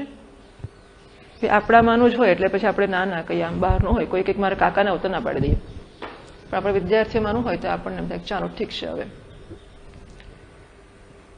અને પછી અમારા ચંદ્રકાંતભાઈ તો ફટ દઈને કહી દે કે નહીં થાય, છેલ્લે દાડે આવશે એટલે નહીં જ થાય. કોઈને એમ કે માતાજીને કહેવા કરતા એમને કેવું સહેલું છે, એટલે માણસ મને ના કે ત્યાં જાય તો પતી જ ગયું પછી. એટલે તો ગમે તો ફટ દઈને ચોખ્ખી જ ના પાડી દે. ખબર છે કેટલી મહેનત પડે છે, બિકોઝ એમને સખત મહેનત પડતી હોય છે. આપણે તો ખાલી આ જ કહેવાની છે, શું આપણે તો યશ લેવાનો છે કે માતાજી મને હા પાડી દીધી. જ્યારે જે મહેનત પડશે એમને પડશે. અને એ વ્યવસ્થાને બહુ અગવડ જ હોય છે, એટલે ચંદ્રકાંત બી તરત ના પાડી દે. અને પેલા પછી પણ છતાંય હંમેશા મને પૂછે ખરા કે આવું થયું, પેલા એ મને કહ્યું શું કરું, મેં ના તો પાડી દીધી પણ શું કરું. અને આપણને એમ થાય ચાલો હવે બહુ ભગવાનનો ભક્ત છે ને પ્રેમી છે ને સજ્જન છે ને સાધક છે ને ચાલો ત્યારે આવવા દો. ખબર નહીં કેમ આવું જ છે કે દર વખતે શિબિરમાં હું છેલ્લે જ નક્કી કરી શકું છું. મારું વ્યક્તિત્વ એવું હોય કે મારો જે હોય તે, પણ આવું જ છે. એવું નથી કે સંજોગોમાં કશી અગવડ છે. કોઈક વાર એવું હોય માણસને કે ભાઈ મારે પૈસા ભેગા થતા જ નથી અને છેલ્લી ઘડી 5000 આવી ગયા એટલે હું આવું છું, તો જાણે પ્રશ્ન નથી, આપણે કશું કહેવાનું નથી આ વિષયમાં. પણ કોઈ પણ પ્રકારની તકલીફ કશું જ ના હોય, માત્ર ને માત્ર એટલું જ કે મારા તુક્કાઓ મારા કાબુમાં નથી. ગમે ત્યારે ગમે તે તુક્કો મારા મનમાં જન્મે અને હું કહી દઉં કે ચાલો ત્યારે જઈ નાખીએ, એમાં શું ખોટું છે. હું છેલ્લે દાડે કહી દઉં કે આવું છું અને મને તકલીફ નથી, ટિકિટ હું લઈ આવીશ, વીઆઈપી ટિકિટમાં વાંધો છો, પૈસા ખર્ચે બધું જ કરી શકું છું. એટલે આ પ્રકારના વ્યક્તિત્વ કે અભિનંદનીય વસ્તુઓ છે એવું હું માનતી નથી. સાધકનું વ્યક્તિત્વ ડેલિબરેટ હોવું જ જોઈએ, એ પોતાના નિશ્ચયમાં સ્પષ્ટ હોવો જોઈએ અને અભિવ્યક્તિ કરી શકતો હોવો જોઈએ કે મારો નિશ્ચય આ છે કે મારે આ વસ્તુઓ કરવી છે, હું કરીશ એટલે કરીશ. તું જવાનો છે, તું જવાની છે, તો અરે એને જવું હોય જાય, ના જવું હોય જેને જે કરવું હોય તે કરે. મારે જે કરવું છે તો હું કરીશ. મારા કલ્યાણની સાધનાને માટે કોઈ જોડે નહીં આવે, આ શરીર પણ જોડે નહીં આવે. તો પતિ પત્ની કે ભાઈબંધો કે બહેનપણીઓનો તો પ્રશ્ન જ ક્યાં રહ્યો. અને મોક્ષની સાધના કરવા મિત્રને ના હોય તેને નસીબની વાત છે, મારે શી ચિંતા કરવી જોઈએ કે એ જવાનું. અને મિત્રને જવું હોય તો જાતે જાય જ છે. જો મિત્રને લાગે કે જવું છે તે પહોંચી જ જતો હોય છે, મને પૂછવાય નથી આવતો કે તું આવવાનો છે કે હું જવાનો છું, કહેવાય નથી આવતો. અને હું ચિંતા નથી કરતો. હવે આ કયું પાસું છે સમજવું જોઈએ. અને એ કોઈ નહીં સમજી શકે, દરેકે પોતે જ નિશ્ચય કરવો જોઈએ. તેવું શું થાય છે અંદર કે જેથી કરીને હંમેશા હું કદાચ એવું પણ બની શકે હું તો મોટો માણસ છું, આપણે માટે જગ્યા તૈયાર છે. મેં કીધું ને એવું દેટ્સ એ પ્રિવિલેજ. એટલે કોઈ ઉપકાર કરીને દર વખત આપણને છેલ્લી ઘડી સ્વીકારતું હોય એનો અર્થ એવો નથી કે આપણે વિશેષ અધિકાર છે કે આપણે કશું નક્કી કરીએ જ નહીં. આ પ્રકારનું વ્યક્તિત્વ દુનિયામાં કશું સિદ્ધ કરી શકે જ નહીં. આ પ્રકારનું વ્યક્તિત્વ અથવા તો એના મનમાં એક પ્રાયોરિટીની સ્પષ્ટતા છે જ નહીં કે જીવનમાં મારે શું જોઈએ છે અને શું નથી જોઈતું અને શું જોઈએ છે એનું સાધન શું છે. સાધ્યનો નિશ્ચય હોય અને સાધનનો નિશ્ચય હોય તો આ મુશ્કેલીઓ પડે જ ના. પણ સાધનનો નિશ્ચય નથી થતો એનો અર્થ કે સાધ્યનો નિશ્ચય પણ નથી. અને સાધ્ય એટલે મોક્ષ, પાછો કે મોક્ષ જ જોઈએ છે તો મોક્ષ એટલે શું એ નિશ્ચય નથી. કોઈ પ્રતિષ્ઠાને મોક્ષ માનતો હોય અને કોઈ પૈસાને મોક્ષ માનતો હોય વગેરે. અને એટલા માટે શિષ્ટ ગર્હિતત્વેન શિષ્ટ પુરુષો આ પ્રકારના માણસની સ્તુતિ નથી કરતા કે મારામાં કંઈ નક્કી જ ના હોય, ગમે ત્યારે રડવા માંડું, ગમે ત્યારે હસવા માંડું, ગમે ત્યારે હા પાડી દઉં અને ગમે ત્યારે ના પાડી દઉં. અર્જુન તો યુદ્ધ કરવાના નિશ્ચયથી આવ્યો છે, તારે તારા નિશ્ચયમાં મક્કમ રહેવું જ જોઈએ. અને જાત જાતના કારણો મળ્યા માટે તો બંધ પાડી દે યુદ્ધ કરવાનું. એક રીત કે આટલો મોટો પ્રોજેક્ટ વિચાર તો કરો.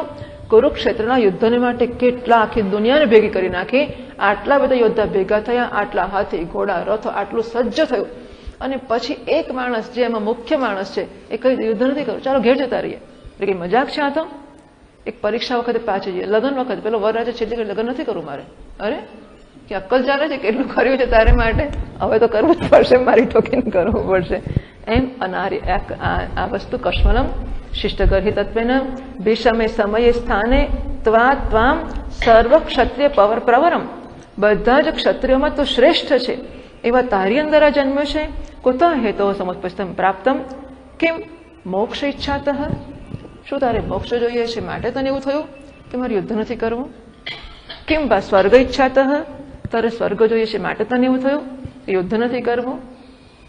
અથવા કીર્તિ ઈચ્છાતઃ, કે તને એમ છે કે હું યુદ્ધ છોડીને જતો રહીશ તો લોકો સ્તુતિ કરશે અને કીર્તિ મળશે માટે નથી કરવું? જુઓ, ટીકાકારો એટલું, કારણ કે એ લોકો એટલા બધા તટસ્થ હોય છે અને એટલા બધા સમજુ હોય છે કે સામા માણસના મનમાં શું શું ચાલતું હોઈ શકે, એના વિકલ્પો એ જાણી જ શકે છે. તો તારી જાતને પૂછી લે, આ કારણ છે કે આ કારણ છે કે આ કારણ છે? એ કે સમજ નથી પડતી કે શું કારણ છે, પણ મને મૂડ નથી આવતો. તમાચાને પછી એને બીજું કોઈ દવા જ નથી. આ મૂડ નામની જે વસ્તુ છે, how can we afford to say કે મૂડ નથી આવતો?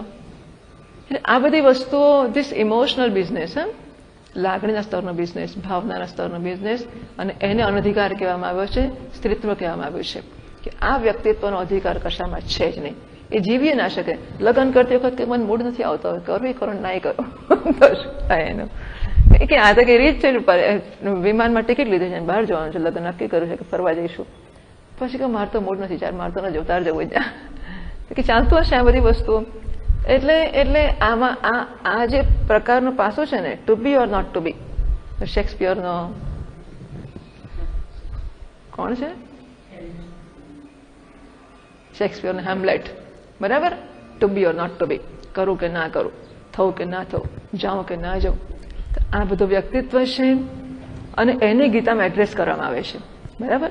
યુધિષ્ઠિર નિશ્ચિત છે કે ધર્મનું જ પાલન કરવું, અને દુર્યોધન નક્કી છે કે અધર્મનું જ પાલન કરવું. અર્જુનભાઈ બિચારા આપણા જેવા છે, એટલે એમને આમે થાય ને આમે થાય. ક્ષત્રિય છે યુદ્ધ તો કરવું જ જોઈએ. એને જો ખબર જ હોત કે યુદ્ધ ના કરવું તો પ્રશ્ન જ નહોતો, નીકળી ગયો હોત. અને યુદ્ધ કરવું જેવી ખબર હોત તો એને કરી જ નાખ્યું હોત.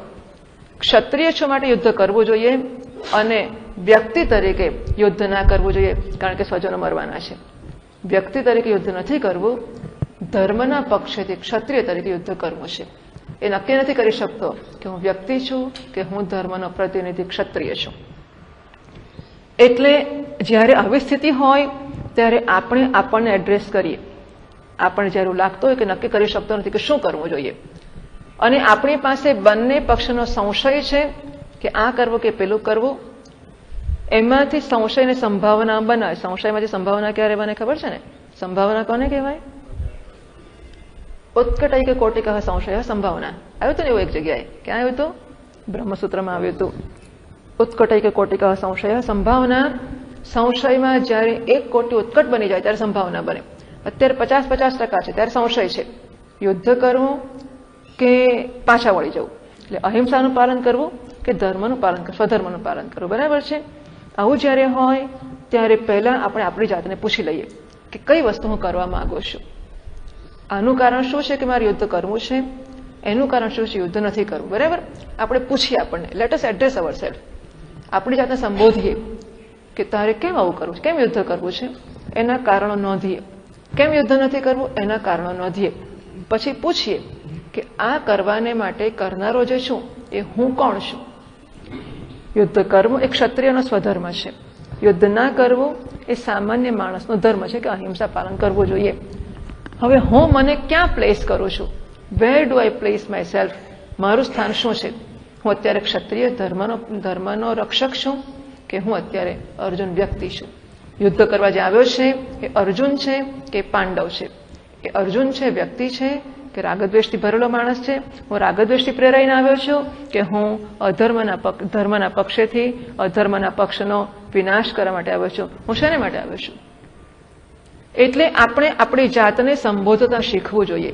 કશુંક થયું અને તરત બીજે પહોંચી ગયા, હું તો પરીક્ષા નહીં આપું, નોકરી નહીં કરું. લોકો નોકરી વિદેશ ગયેલા, મને કોઈ આવીને કે આમ વિદેશ ગયો પછી પાછો આવી ગયો કે ત્યાં તો નથી ફાવતું, લાખો રૂપિયા બાપના ખર્ચા આવે, જઈને પાછો આવી જાય, પછી પાછો ફરી એકવાર જાઉં. બિચારા મા બાપ તો કેટલા ઉદાર હોય, ફરી મોકલી આપે, ફરી પાછો આવી ગયો. પછી ત્રીજી વાર કહે છે કે તો નહીં જ પાછો, મને મોકલી આપો. પછી એવું થયું કે અહીંથી નોકરીવાળાને કાઢી મૂક્યો એને, હવે નોકરી રહી જ નથી, એટલે છૂટકો જ નથી અમેરિકા ગયા વગર ને સેટલ થયા વગર. પાછો ત્રીજી વાર અમેરિકા.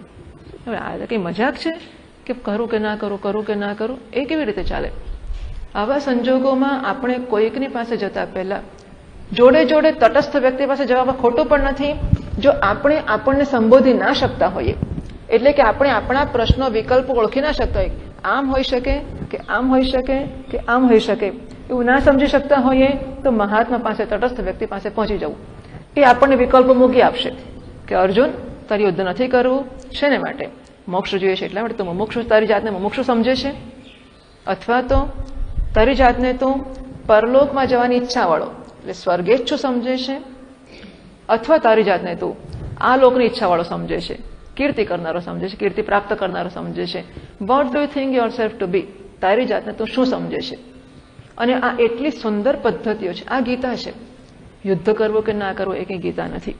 ગીતા આ છે કે આપણે આપણી જાતનું વિશ્લેષણ કરીએ, આપણે ઓળખીએ કે કયો હું આ વર્તન કરે છે, કયો હું હા પાડે છે, કયો હું ના પાડે છે, કયો હું કહે છે કે આ કરીશ, આ તો કરીશ જ, આ તો નહીં જ કરું. અને એ બોલતી વખતે આપણે ભાવની નોંધ લઈએ. સમજ ના પડે કે કોણ છે, આપણે ભાવની નોંધ. ખબર છે આ તો હું જ કરું, મારા સિવાય કોઈને કરવા જ ના દો, પેલું હું તો એ કરું જ ના. આપણે આપણા સેટ ઓડિયો વિઝ્યુઅલ આપણા જે ભાવ પણ છે ને એને પણ નોંધીએ કે કેવા તુચ્છકારના ભાવ જન્મે છે, કેવા ગૌરવના ભાવ જન્મે છે. આ બધી વસ્તુ બતાવે છે કે હું એટલે કોણ, હું એટલે કેટલા ગૌરવવાળો, હું આવું કરતો હોઈશ. પેલું કામ કે આ છાવ નકામું કામ, એ કે મારું કામ છે, એટલે હું કંઈ તુચ્છ થોડો છું. એટલે આ બધી વસ્તુઓથી અને જરૂર પડે મહાત્માની મદદથી શાસ્ત્ર મદદ કરવું જોઈતું હતું. પણ શાસ્ત્રને સમજવાની તો આપણને કે આ ગીતા આખી વાંચી જાય, લોકો ગીતાનો પાઠ કરી જાય, ગીતાની ચોપડીનું ભાષાંતર કરી જાય, આમાંની કશી સમજ નહીં પડે. એટલે ગીતા વાંચવાનો તો ગ્રંથ જ નથી, કોઈ ઉપનિષદ કે વાંચવાના ગ્રંથો છે જ નહીં. મોટે ભાગે કેસેટ સાંભળવાના પણ ગ્રંથો નથી, કારણ કે આપણે આવું ભણ્યા ને પછી કેસેટ સાંભળીને તો કામ લાગશે. પણ જો એક્સપોઝર શિક્ષક જોડેનું સીધું ના હોય તો કેસેટ પણ કામ નહીં કરવું. બધી કેસેટો લખું છું, બધી કેસેટો સાંભળું છું, કારણ કે આપણને પેલા માણસનો જો પ્રભાવ પડે તો પડે. જો માણસનો પ્રભાવ ના પડ્યો, સાક્ષાત જે સામે બેઠો છે અને એની બે આંખની શરમ ના નડી કે એનો પ્રભાવ ના પડ્યો, તો કેસેટનો પ્રભાવ પડશે તો ભૂલી જ જજો. એને તો આમ ઊંચી મૂકી દઈશું આપણે બધું. કે એ કન્વે જ નથી કરતું હતું, ઇટ ડઝન્ટ કમ્યુનિકેટ. ચોપડી કે કેસેટ કમ્યુનિકેટ કરતું જ નથી હોતું, કારણ કે આપણે આપણા ખ્યાલમાં એટલા મજબૂત અને મક્કમ હોઈએ છીએ કે એને અડકવા જ ના દઈએ. એ બધાને આમ આમ બહુ તો અહીંથી અહીં, અહીંથી અહીં, આટલા તેટલા જ ફરવા દઈએ, પણ અંદર તો ઉતરવા જ ના દઈએ. અને એટલા માટે એ વસ્તુઓ ઝાઝો સ્પર્શ નથી કરતી હોતી. એટલે પૂછવામાં આવે છે, અર્જુન તારે યુદ્ધ નથી કરવું, શેને માટે? ઇતિ કેમ શબ્દ નાક્ષિપે તે એને કહ્યું ને અનારીજમ સુકુતસ્વાકસ્મરમિદમ. આ કુતઃ જે કહ્યું છે ને, કુતઃ એટલે કેમ શબ્દ એનું રૂપ છે. એટલે કેમ શબ્દથી આક્ષેપ કરે છે. એ કુતઃ એટલે કઈ ઈચ્છાથી, કયા કારણથી, શેને માટે? હેતુત્રમ નિષેધથી. આ ત્રણ વિકલ્પને ધ્યાનમાં રાખીને ભગવાન ત્રણ વસ્તુ કહી છે: અનાર્યજુષ્ટમ, અસ્વર્ગ્યમ, અકીર્તિકરમ. જો ટીકાકારોની સમજ કે બુદ્ધિ કે કેટલું ઇન એન્ડ થ્રુ ભાષ્ય ભગવાને જ્યારે ત્રણ શબ્દ વાપર્યા છે, અનાર્યજુષ્ટમ, અસ્વર્ગ્યમ અને અકીર્તિકરમ, ત્યારે ભગવાને અર્જુનના મનમાં જન્મતા ત્રણ પ્રશ્નો, ત્રણ વિકલ્પોના જવાબ આપ્યા છે એમ સમજીને ટીકાકાર કહે છે કે આવા ત્રણ પ્રશ્નો ઉભા થઈ શકે. અને એટલા માટે કહે છે કે જો આર્યૈ મુમુક્ષુભિ ન જુષ્ટમ અસેવિતમ. જો તો એમ કહેતો હોય કે મોક્ષની ઈચ્છાથી તારે યુદ્ધ નથી કરવું, તો આર્ય પુરુષો એટલે કે મુમુક્ષુઓ હોય છે, એ મુમુક્ષુઓ આ પ્રકારનું વર્તન કરતા હોતા નથી.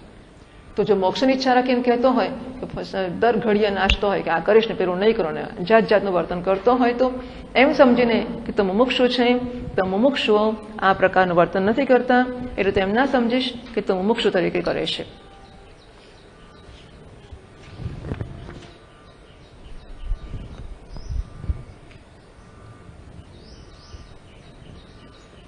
આર્ય કોને કહે છે? કર્તવ્યમ આચરન કામમ અકર્તવ્યમ અનાચરન તિષ્ઠતિ પ્રાકૃત આચારે સતુ આર્ય ઇતિ સ્મૃત. આર્ય કોને કહેવાય છે? કર્તવ્યમ આચરણ કામમ, તો કર્તવ્યનું આચરણ કરે છે. અકર્તવ્યમ અનાચરણ, જે એને માટે યોગ્ય નથી, કર્તવ્ય નથી, એ નથી જ કરતો.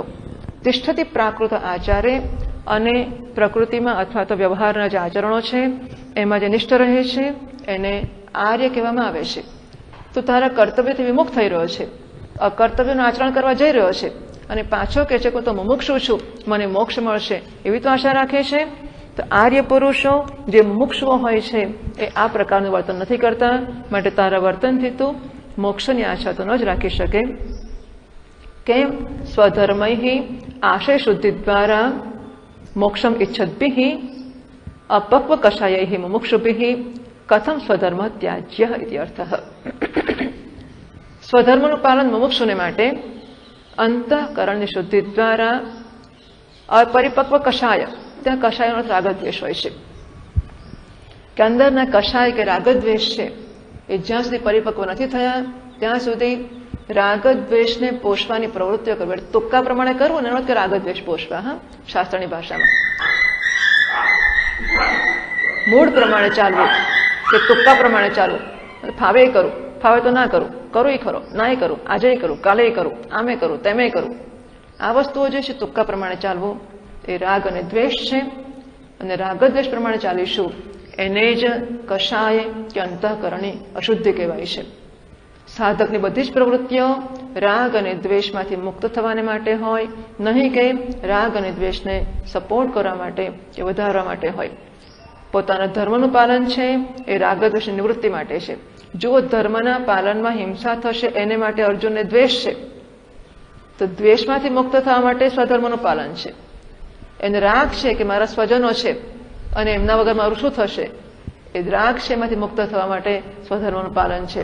રાગદ્વેષની મુક્તિ સ્વધર્મના પાલનથી થાય છે, તેનાથી અંતઃકરણની શુદ્ધિ થાય છે. એવું મોક્ષની ઈચ્છા કરનારા છે એ તો ઈચ્છે છે કે મારું અંતઃકરણ અપક્વ છે, અશુદ્ધિઓ હજુ નીકળી નથી એમાંથી, તો મુમુક્ષુઓ કેવી રીતે પોતાના ધર્મનો ત્યાગ કરી શકે. તો મુમુક્ષુ છે તારે હજુ તારા રાગદ્વેષને પરિપક્વ કરવાના બાકી છે, અને તો તું કેવી રીતે તારા સ્વધર્મનો ત્યાગ કરી શકે. માટે તું મોક્ષની ઈચ્છાથી સ્વધર્મનો ત્યાગ કરે છે એવું માનતો હોય તે વાત તારી ખોટી છે. માટે કહ્યું અનાર્ય જુષ્ટમ સંન્યાસ અધિકારી તું પક્વ કષાય અગ્રે વક્ષતે. તમે તો ભિક્ષા માંગવી છે ને, હું તો સંન્યાસ લઈ લઈશ. તો કે સંન્યાસ અધિકારી કોણ છે? જેના કષાય પક્વ થઈ ગયા છે, રાગદ્વેષ પક્વ થઈ ગયા છે, જેને સંસાર છોડવામાં તકલીફ પડતી નથી. છોડો કે ના છોડું, છોડો કે ના છોડું, છોડી શકતો જ નથી. એ કે સંન્યાસનો અધિકારી છે જ નહીં. જેનું છૂટી જ ગયું છે આપોઆપ એ સંન્યાસનો અધિકારી છે. એ આગળ કહેવામાં આવશે. અસ્વર્ગ્યમ તો સ્વર્ગ પ્રાપ્ત કરાવશે. સ્વર્ગ હેતુ ધર્મ વિરોધિત્વાત ન સ્વર્ગ ઈચ્છા સ્વવ્યમ. ધર્મનું પાલન છે એ સ્વર્ગનું કારણ છે. એમ કહેશે આગળ સ્વર્ગ દ્વારા પાવૃતમ, આ ખુલેલું સ્વર્ગનું દ્વાર છે તારે માટે. ક્ષત્રિય માટે ધર્મ યુદ્ધ કરવું એ તો ખુલી ગયેલું સ્વર્ગનું દ્વાર છે, અને એટલા માટે એ ધર્મનું પાલન કરે તો સ્વર્ગમાં જશે, ધર્મ છોડશે તો સ્વર્ગમાં નહીં જશે. માટે તેમ માનતો હોય કે સ્વર્ગમાં જઈશ તે વાત પણ ખોટી છે. અકીર્તિકરમ કઈ ને લોકો મારી કીર્તિ તો ગાશે ને. કેવો દયાળુ અર્જુન હતો, કેવો કૃપાળુ હતો, કેવો ઉદાર હતો કે એને પોતાનું રાજ્યને હકનું હતું, ન્યાયનું હતું, બધું જ જતું કર્યું. અને કે કઈ નહીં મારા ભાઈઓ તમે વાપરો, હું જંગલમાં જઈને ભીખ માંગીશ. લોકો મારી કીર્તિ તો ગાશે કે નહીં ગાય. તે છે અકીર્તિકરમ કીર્તિ અભાવ કરમ અપકીર્તિકરમ વા. કીર્તિ તો પ્રાપ્ત નહીં થાય એટલું જ નહીં, ઉપરથી અપકીર્તિ પ્રાપ્ત થશે. અને માટે ન કીર્તિ ઈચ્છયા સેવ્યમ. કેમ અપકીર્તિ થશે આગળ કહેશે. તો એ અને માટે કીર્તિની ઈચ્છાથી પણ તારા જેવું વર્તન તારે ન કરવું જોઈએ. તથા ચ મોક્ષ કામૈહિ સ્વર્ગ કામૈહિ કીર્તિ કામૈશ્ચ વર્જનીયમ. મોક્ષની, સ્વર્ગની કે કીર્તિની એક પણ ઈચ્છા હોય તો આ ધંધો તો તારે છોડી દેવો જોઈએ. નનો બંધુ સેના અવેક્ષણ જાતેન અધૈર્યન ધનુ અભિધારિતું અશક્નુવતા મયા કેમ કર્તુમ શક્યમ.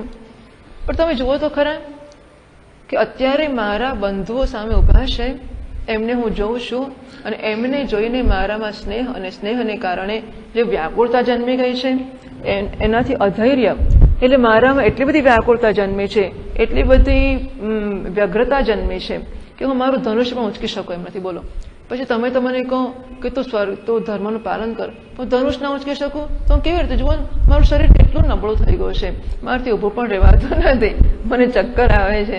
અને એટલે હવે હું તો વધારે તમે 4 કલાકનું પ્રવચન કરું કેવી રીતે સાંભળું, મારાથી બેસાતું જ નથી. એટલે હું શું કરી શકું એમ છું. એટલે મને લાગે છે મારે ત્યાં જ રહેવું જોઈએ, મારે તો ના જ ભણી શકાય. એટલે હું ધનુષ હાથમાં પકડું તો યુદ્ધ કરું ને, પકડાતું જ નથી. એટલે શું કરવું? જો હે અર્જુન તને આ તકલીફ હોય તો એના જવાબમાં 3જા શ્લોકમાં કહેશે ક્લૈબ્યમ માસ્મગમઃ પાર્થ નૈતત્વયુપપદ્યતે ક્ષુદ્રમ હૃદય દૌર્બલ્યમ ત્યક્ત્વોત્તિષ્ઠ પરંતપ. હે પાર્થ ક્લૈબ્યમ ક્લૈબ્ય એટલે ક્લિબતાનો ભાવ. ક્લિબતા એટલે નપુંસકતા, એને બાયલો ટૂંકમાં કાયર.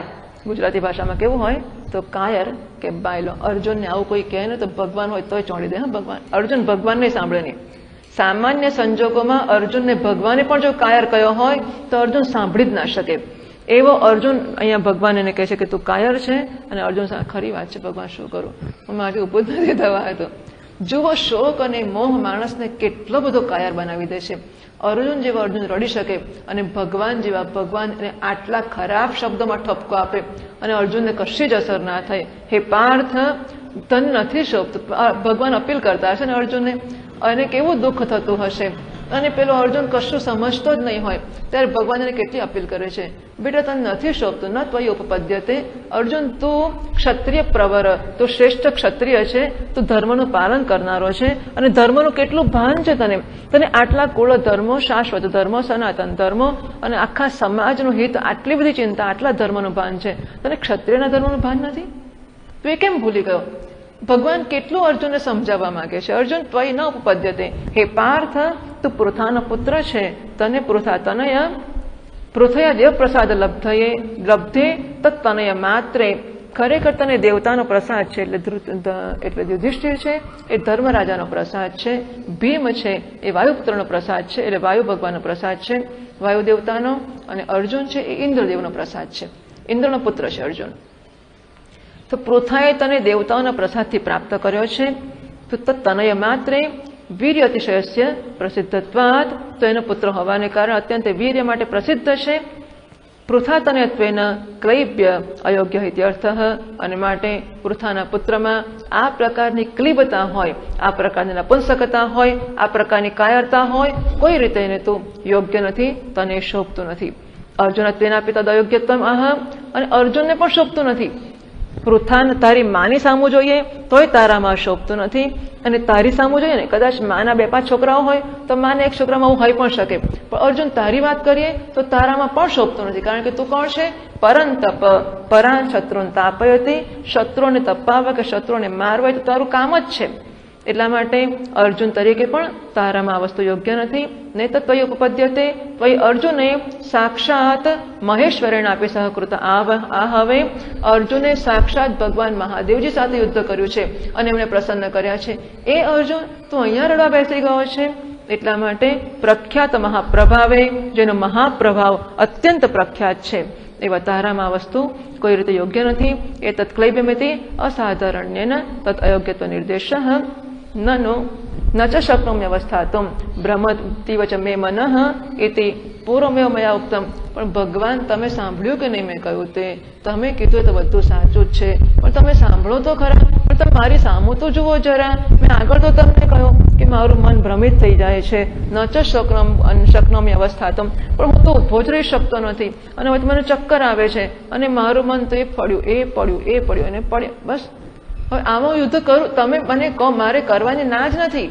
માણસ એવી સફાઈથી ને એવી કુશળતાથી વાત કરે. કોણ વાત કરે છે? માણસ નથી કરતો. માણસની અંદરનો શોક અને મોહ બોલે છે. આને ભૂત વળગ્યું કહેવાય. બીજું ભૂત આંબલી પર વળગતું હશે નહીં ભગવાન જાણે, પણ આ ભૂત, પેલો ભૂતકાળનો શોક વળગે ને, એ ભૂત વળગતું હોય છે. આ ભૂત વળગ્યું છે અને એમાંથી ભૂત બોલે છે કે ભગવાન, તમે કહો તો હું તમારા માટે પહાડ પરથી નીચે ભૂસકો મારવા તૈયાર છું, અને ભગવાન તમે કહો તો હું જે કરું તે, જે બધું જ આપની આજ્ઞાનું પાલન હું ના કરું? જે આજ્ઞા કરું તે હું પાલન કરું, પણ મારાથી થતું જ નથી. હું કેવી રીતે કરું? મારાથી ઊભું જ રહેવાતું નથી. મને ચક્કર આવે છે અને મારાથી પડી જવાય છે. એટલે મારી તો બહુ ઈચ્છા છે કે તમે કહો છો કે મારે વૈરાગ્ય દાખવો, તમે કહો છો કે વિવેક દાખવો, તમે કહો છો સ્વધર્મનું પાલન કરું, પણ શું કરું? હું બિચારો, હું કશું કરી શકતો નથી. ભ્રમતી મે મનઃ, મારું મન ભ્રમણ કરે છે, તો હું શું કરું? એટલે ભગવાન કહે છે, ક્ષુત્રમ હૃદય દૌર્બલ્યમ ત્યક્ત્વા ઉત્તિષ્ઠ પરંતપ. હૃદય દૌર્બલ્યમ મનસઃ ભ્રમણાદિરૂપમ. એવું નહીં, આ માનસિક નથી. આપણે કે તારી કલ્પના છે. અરે કલ્પના નથી, ખરેખર. જો બીપી વધ્યું, જો ધબકારા વધ્યા, આપણે જો ધબકારા વધ્યા અને મારે દવા લાવવી પડશે. ખબર છે મારી દવા ચાલે છે, હું રોજે કેટલી દવા ખાઉં છું. ત્યારે હું સાચું કહું છું, બધા લોકો કહેતા જ હોય છે કે ખરેખર હું કેટલી દવા, બધા એટલે જ્યારે માણસ આવું વર્તન કરે ત્યારે બધા લોકો એટલે બધી વખત એવું નહીં, પણ જ્યારે જે માણસ શોક અને મોહમાં જે પ્રસંગ આવી ગયો હોય ત્યારે એ જે વર્તન કરતો હોય છે એક્ઝેક્ટલી આવું, આના કરતા વધારે તાદૃશ હશે. આપણે તો પ્રયત્ન જ કરીએ છીએ કે નાટક કરીએ. પેલાને તો અંદર પીડા થાય છે, આપણે હસીએ ને એને વધારે શૂળ ભોંકાય. જેમ આપણે હસીએ જેમ એના માટે આપણે કહીએ આ તો બધું, કારણ કે આપણે તો સમજીએ છીએ ખોટું છે એટલે હવે એને કેટલી સહાનુભૂતિ દાખવી શકીએ. એટલે બહુ પ્રયત્ન કરીએ તો એ સહાનુભૂતિમાં થોડીક મજાક તો હોય જ. કાલે અક્કલ વગરની વાતો શું કરે છે. અને પેલા બેચારા શારડી ફરે છે અંદર, અરે રામ રામ, મને કેટલી પીડા છે, તમે તો કશું જ સમજતા નથી, તમને મારી માટે જરાય દયા નથી, જરાય સહાનુભૂતિ નથી, મારી કોઈ લાગણી નથી, મારા માટે તમને પ્રેમ જ નથી. પેલા બધા માટે તમને બહુ પ્રેમ છે. એકવાર આ જો ઘૂસી ગયો તો મરી ગયા. હા, જો મગજમાં ઘૂસી ગયું કે તમને પેલા બધા વાલા છે અને હું વાલો નથી, ભયંકર મોક્ષ સહેલો છે. આ બધી પરિસ્થિતિઓ બહુ અઘરી છે, એમાંથી કોઈ કશું કાઢી જ ના શકે. આ બધા પોતે ઉભા કરેલા પ્રશ્નો છે અને પોતે જ નીકળવું પડશે. અને આ બધી ઇમોશનલ નીડ્સ, કોઈ પ્રેમ કરે તો ના કરે તો તેલ લેવા ગયો. એમાં મહાત્માએ પ્રેમ કરવાની જરૂર છે. વેદાંત ભણાવે એટલું જરૂર છે. વેદાંત ભણાવે છે અને આપણે ભણીએ છીએ, આપણે શીખવાનું છે કે મારે મારા શોક મોહને એડ્રેસ કરવાના છે, એમાંથી બહાર નીકળવાનું છે. એ મહાત્માએ હસીને વાત કરી કે નહીં, પણ મારી સામે ના જોયું તો કશો વાંધો નહીં, એમાં શું જેની સામે જોયું એની સામે. આ બધી વસ્તુઓને એટલે આપણે કન્ફ્યુઝ કરી મૂકીએ છીએ કે જે વસ્તુએ જે અપીલ કરવી જોઈએ એ કરતા નથી, એને કરવા દેતા નથી, એને અડકવા દેતા નથી, અને આડી આવડી આમ ટેન્જન્ટ આમ ફંટાઈ જાય બધું અને કશું કામ જ ના કરે. એટલે ભગવાન કે છે હૃદય દૌર્બલ્યમ મનસ ભ્રમણાદિરૂપમ, મનમાં જે ભ્રમણ અને ચક્કર આવે અને ખરેખર થતા હોય ચક્કર આવે છે એને મારી ના નથી. હું જાણું છું કે ચક્કર આવે છે અને ચક્કર આવે એટલે ચક્કર આવવાની ગોળી એક વાર તો ખાઈ લેવી, પણ સમજવું કે ચક્કર આવે છે એનું કારણ ચક્કર નથી. ચક્કર આવવાનું શું કારણ છે? એનું કારણ શારીરિક નથી, માનસિક છે. અને માટે સિમ્પ્ટોમેટિક તાત્કાલિક દવા કરી લેવી એ પેલા ચક્કરને બહાર મૂકી દઈએ. પરંતુ પછી જેમ ઘણી વાન એવી બધી વસ્તુઓ હોય ને, શરીર બહુ દુખતું હોય તો એને માટે શું કરવું? તાત્કાલિક તો દુખતું છે, એકવાર ડોક્ટરની ગોળીઓ ખાઈ લઈને દુખતું મટાડી દેવું અને પછી આયુર્વેદની દવા કરવી. કારણ કે આયુર્વેદમાં વાયરની દવા હોય તો કદાચ હોય છે, અને એટલે બધા કેસમાં બધું કામ ના કરે પણ છતાં છે. ડોક્ટરો તો બિચારા કહી દે છે કે પછી અમે ધીમે ધીમે ગૂગલ પર ચડાવી દઈએ છીએ, અમારી પાસે દવા નથી. પણ તો એ વૈદ્યની રાહ ના જોવાય. એકવાર ડોક્ટરની દવા કરવી, સિમ્પ્ટોમેટિક ટ્રીટમેન્ટ, અને બહારથી જરા આરામ કરી લેવો, તાત્કાલિક આપણું કામ ચાલે એટલો, પછી નિરાંતે ઉકાળા પીવા, જેટલો વખત પીવા હોય એટલો વખત. એવી રીતે આ સિમ્પ્ટોમેટિક ટ્રીટમેન્ટ, ચક્કર આવતા હોય તો ચક્કરની ગોળી ખાઈ લેવાની, પણ સમજવું કે ચક્કર આવવાનું કારણ એ શરીરમાં કે મનમાં નથી, આપણી ગેરસમજમાં છે કે મોહમાં છે. તો ચક્કર કાયમના દૂર કરવા હોય તો મોહને દૂર કરવાનો પ્રયત્ન કરવો. બરાબર, નિદાન ચોખ્ખું થઈ જવું જોઈએ એકવાર ને હંમેશને માટે. પણ હવે તો રોજ જે નવું જ કરવું પડે. બિચારા શિક્ષકને, ડોક્ટરનો પેશન્ટ સારો થાય પણ શિક્ષકનો શિષ્ય આ બહુ મોટી વસ્તુ છે. હા, it's a very big thing. ભગવાનને કેટલી તકલીફ પડે છે અર્જુન જોડે વાત કરતા. અર્જુન જોડે ભગવાનને આટલી તકલીફ પડે તો શિક્ષકોને વિદ્યાર્થીઓ જોડે તકલીફ પડે, સમજી શકાય એવું છે. સિમ્પથીને લાયક છે એવું તો નથી કહેતા આપણે, પણ સમજી શકાય એવું છે એટલું તો કહીએ છીએ. એટલે ક્ષુદ્રમ, મનમાં ભ્રમણરૂપ થવા જેવું જે અધૈર્ય છે, ક્ષુદ્રત્વ કારણ કે તને તારામાં જે ગેરસમજ જન્મે છે એનું કારણ છે. એનું કારણ અત્યંત અલ્પ છે, અત્યંત ક્ષુદ્ર છે, અને માટે હૃદયની દુર્બળતા જન્મે છે એ ક્ષુદ્ર છે. એક અથવા તો વિવેકથી તત્ક્ષણ દૂર કરી શકાય એવું છે એટલા માટે પણ ક્ષુદ્ર છે. બે કારણથી ક્ષુદ્ર છે. એક તો એટલા માટે કે એને જન્મવાનું કોઈ કારણ જ નથી એટલા માટે ક્ષુદ્ર છે, અને બીજું કે જરાક વિવેક કરીશું આમ જતું રહેશે એટલા માટે ક્ષુદ્ર છે. જો મહાન હોત તો એ દૂર ના થયું હોત, આમ દૂર થઈ જશે. ક્ષુદ્રમ ત્યક્ત્વા, છોડીને એટલે શું? પણ ભગવાન એ તો કઈ ઘાસ ફૂસ થોડું છે ઉંચકીને ફેંકી દો. તમે કેવી વાત કરો છો? મને ચક્કર આવે છે, મારું મગજ ગોળ ગોળ ફરે છે, એને ફેંકી કેવી રીતે દો? ત્યક્ત્વા એટલે વિવેક એને અપનીય, વિવેક દ્વારા જ દૂર કરી શકાશે. વિવેક કર અને દૂર કર. હું તને કહીશ વિવેક કેવી રીતે કરવો, પણ કરવો તારે પડશે. એવું છે કે ઘોડાને લઈ જઈને આપણે પેલાને પાણી પીવું હોય ને પીતો ના હોય તો આપણને ખબર છે કે કેમ કુદાકુદ કરે છે, પાણી પીવાનો થયો છે. એ પાણી પીવા માટે તળાવે લઈ જઈએ, ઉભો રાખીને પેલો આમ ઉભો રહે, ઘોડો તળાવે લઈ જઈએ, આમ ઉભો રહે, સારું ઊંધો ફરીને ઉભો રહે, પાછો આમ ઊંચું મોડું કરીને ઊંધો ઉભો રહે, પણ સીધો કરીએ આપણને એમ કે પાણી જોશે એટલે પીશે, તો પાણી જુએ તોય ના પીએ. પાણી જોઈને પછી આમ જુએ, આપણી સામું જુએ, કેવું નથી પીતો હું. પાણી લાવીને મૂકો તો ના પીવું, તો હું એટલે કોણ? પાણી મૂકો તોય ના પીવું. પાછું આપણે એનું મોઢું પકડીએ, માથું મય બોળી આપીએ, પાણીની મય, પછી મય નાખે તો મોઢું ના ખોલે. પાણીમાં મોઢું નાખ્યા પછી મોઢું અંદર નાખીને તો શું કરો પછી? એ તો કરમ તારાને ભોગ અમારા, પછી બીજો રસ્તો જ નથી એનો. તારા નસીબની દવા જ નથી, બીજું શું કરી શકાય? એટલે અર્જુન, વિવેક તારે જ કરવો પડશે. હું ભગવાન છું છતાં પણ હું તારે માટે કંઈ જ નહીં કરી શકું. વિવેક તારે જ કરવો પડશે. વિવેકેન અપનય ઉત્તિષ્ઠ યુદ્ધાય સજ્જો ભવ. યુદ્ધ માટે તૈયાર થઈ જા, ઉભો થઈ જા. આ શું બાયલા વૈડા કરે છે, મને ધ્રુજે છે ને? તને શરમ નથી આવતી એવું કહેતા? અર્જુનને શરમ ના આવી જોઈએ કહેતા કે મને ચક્કર આવે છે? ચક્કર છે ને આવે? અર્જુન આખો દાડો ને રાત તડકામાં ઉભો રહે કે આખો દાડો રાત બાણ ધનુર્વિદ્યાનું પાલન કરે કે ધનુષમાંથી બાણ છોડ્યા કરે 24 કલાક 14 વર્ષો સુધી એને ચક્કર ના આવ્યા? એ ચક્કર આવી ગયા તને? ભગવાનને કે સમજ જ નહીં પડતી, પાછું ભગવાનને પાઠ ભણાવે છે. ભગવાન મને ચક્કર આવે છે, એટલે તને ચક્કર આવતા હશે કોઈ? ભગવાનને સમજ ના પડે કે અર્જુનને ચક્કર ના આવે? ના સમજ પડે ભગવાનને? શું સમજતો હશે અર્જુન? કોણ જાણે પોતાની જાતને તો મોટો શું સમજી નાખતો હશે. ઉભો થઈ જા, હવે નાટક કરવાનું બંધ કર. બહુ નખરા કર્યા, બહુ નાટક કર્યા. ઉત્તિષ્ઠ, ઉભો થઈ જા. હે પરંતપ પરમ શત્રુમ તાપયતી તથા સંબોધ્યતે હેતુ ગર્ભમ વિશેષણમ. કારણ કે તું શત્રુઓને તપાવી શકે એવો છે, માટે ઉભો થઈ જા. એટલે પરંતપ કયું છે એ હેતુ બતાવવા માટે કહ્યું છે. એના ગર્ભમાં હેતુ છે કે કારણ કે તું બીજાને તપાવી શકે છે, શત્રુઓને મારવાનું તારે માટે આમ ડાબા હાથનો ખેલ છે. સવ્ય સાચીન તું તો ડાબા હાથે ચલાવનારો છે ધનુષ્યને બાણ. તારે વળી આટલી મોટી વસ્તુ શી છે કે આટલી ચિંતા કરે છે અને ચક્કર આવે છે તને? ચાલ ઉભો થઈ જાય. એટલે ડફણા વગર સીધું થાય એટલા પછી તો અર્જુનને ક્લિબક એવું એનાથી મોટું કોઈ ડફણું હોય જ ના શકે. ખરી વાત એવી છે. અર્જુનને ક્લિબક એવો એનાથી મોટો કોઈ ઠપકો કે એનાથી મોટો કોઈ અપમાન એનું હોય જ ના શકે. એનાથી મોટો કોઈ એને ચાબુક વાગી જ ના શકે. એવું બધું કયા પછી પાછું પરંતપ. બેટા તું તો પરંતપ છે, પટાવતા જાય છે, ઠપકોય આપતા જાય છે. આમ તેમ કરીને આશા રાખીએ કે અર્જુનમાં જરા આવી જશે તેજ. ઓમ ઓમ પૂર્ણમદ પૂર્ણમિદમ પૂર્ણાત પૂર્ણમુદચ્યતે પૂર્ણસ્ય પૂર્ણમાદાય પૂર્ણમેવાવશિષ્યતે. ઓમ શાંતિ શાંતિ શાંતિ. શંકરમ શંકરાચાર્યમ કેશવમ બાદરાયણમ સૂત્રભાષ્યકૃતૌ વંદે ભગવन्तૌ પુનઃ પુનઃ. ઈશ્વરો ગુરુરાત્મેતિ મૂર્તિભેદવિભાગિને વ્યોમવદ્વ્યાપ્તદેહાય દક્ષિણામૂર્તયે નમઃ. ઓમ શાંતિ શાંતિ શાંતિ. હરિ ઓમ. શ્રી ગુરુભ્યો નમઃ. હરિ ઓમ.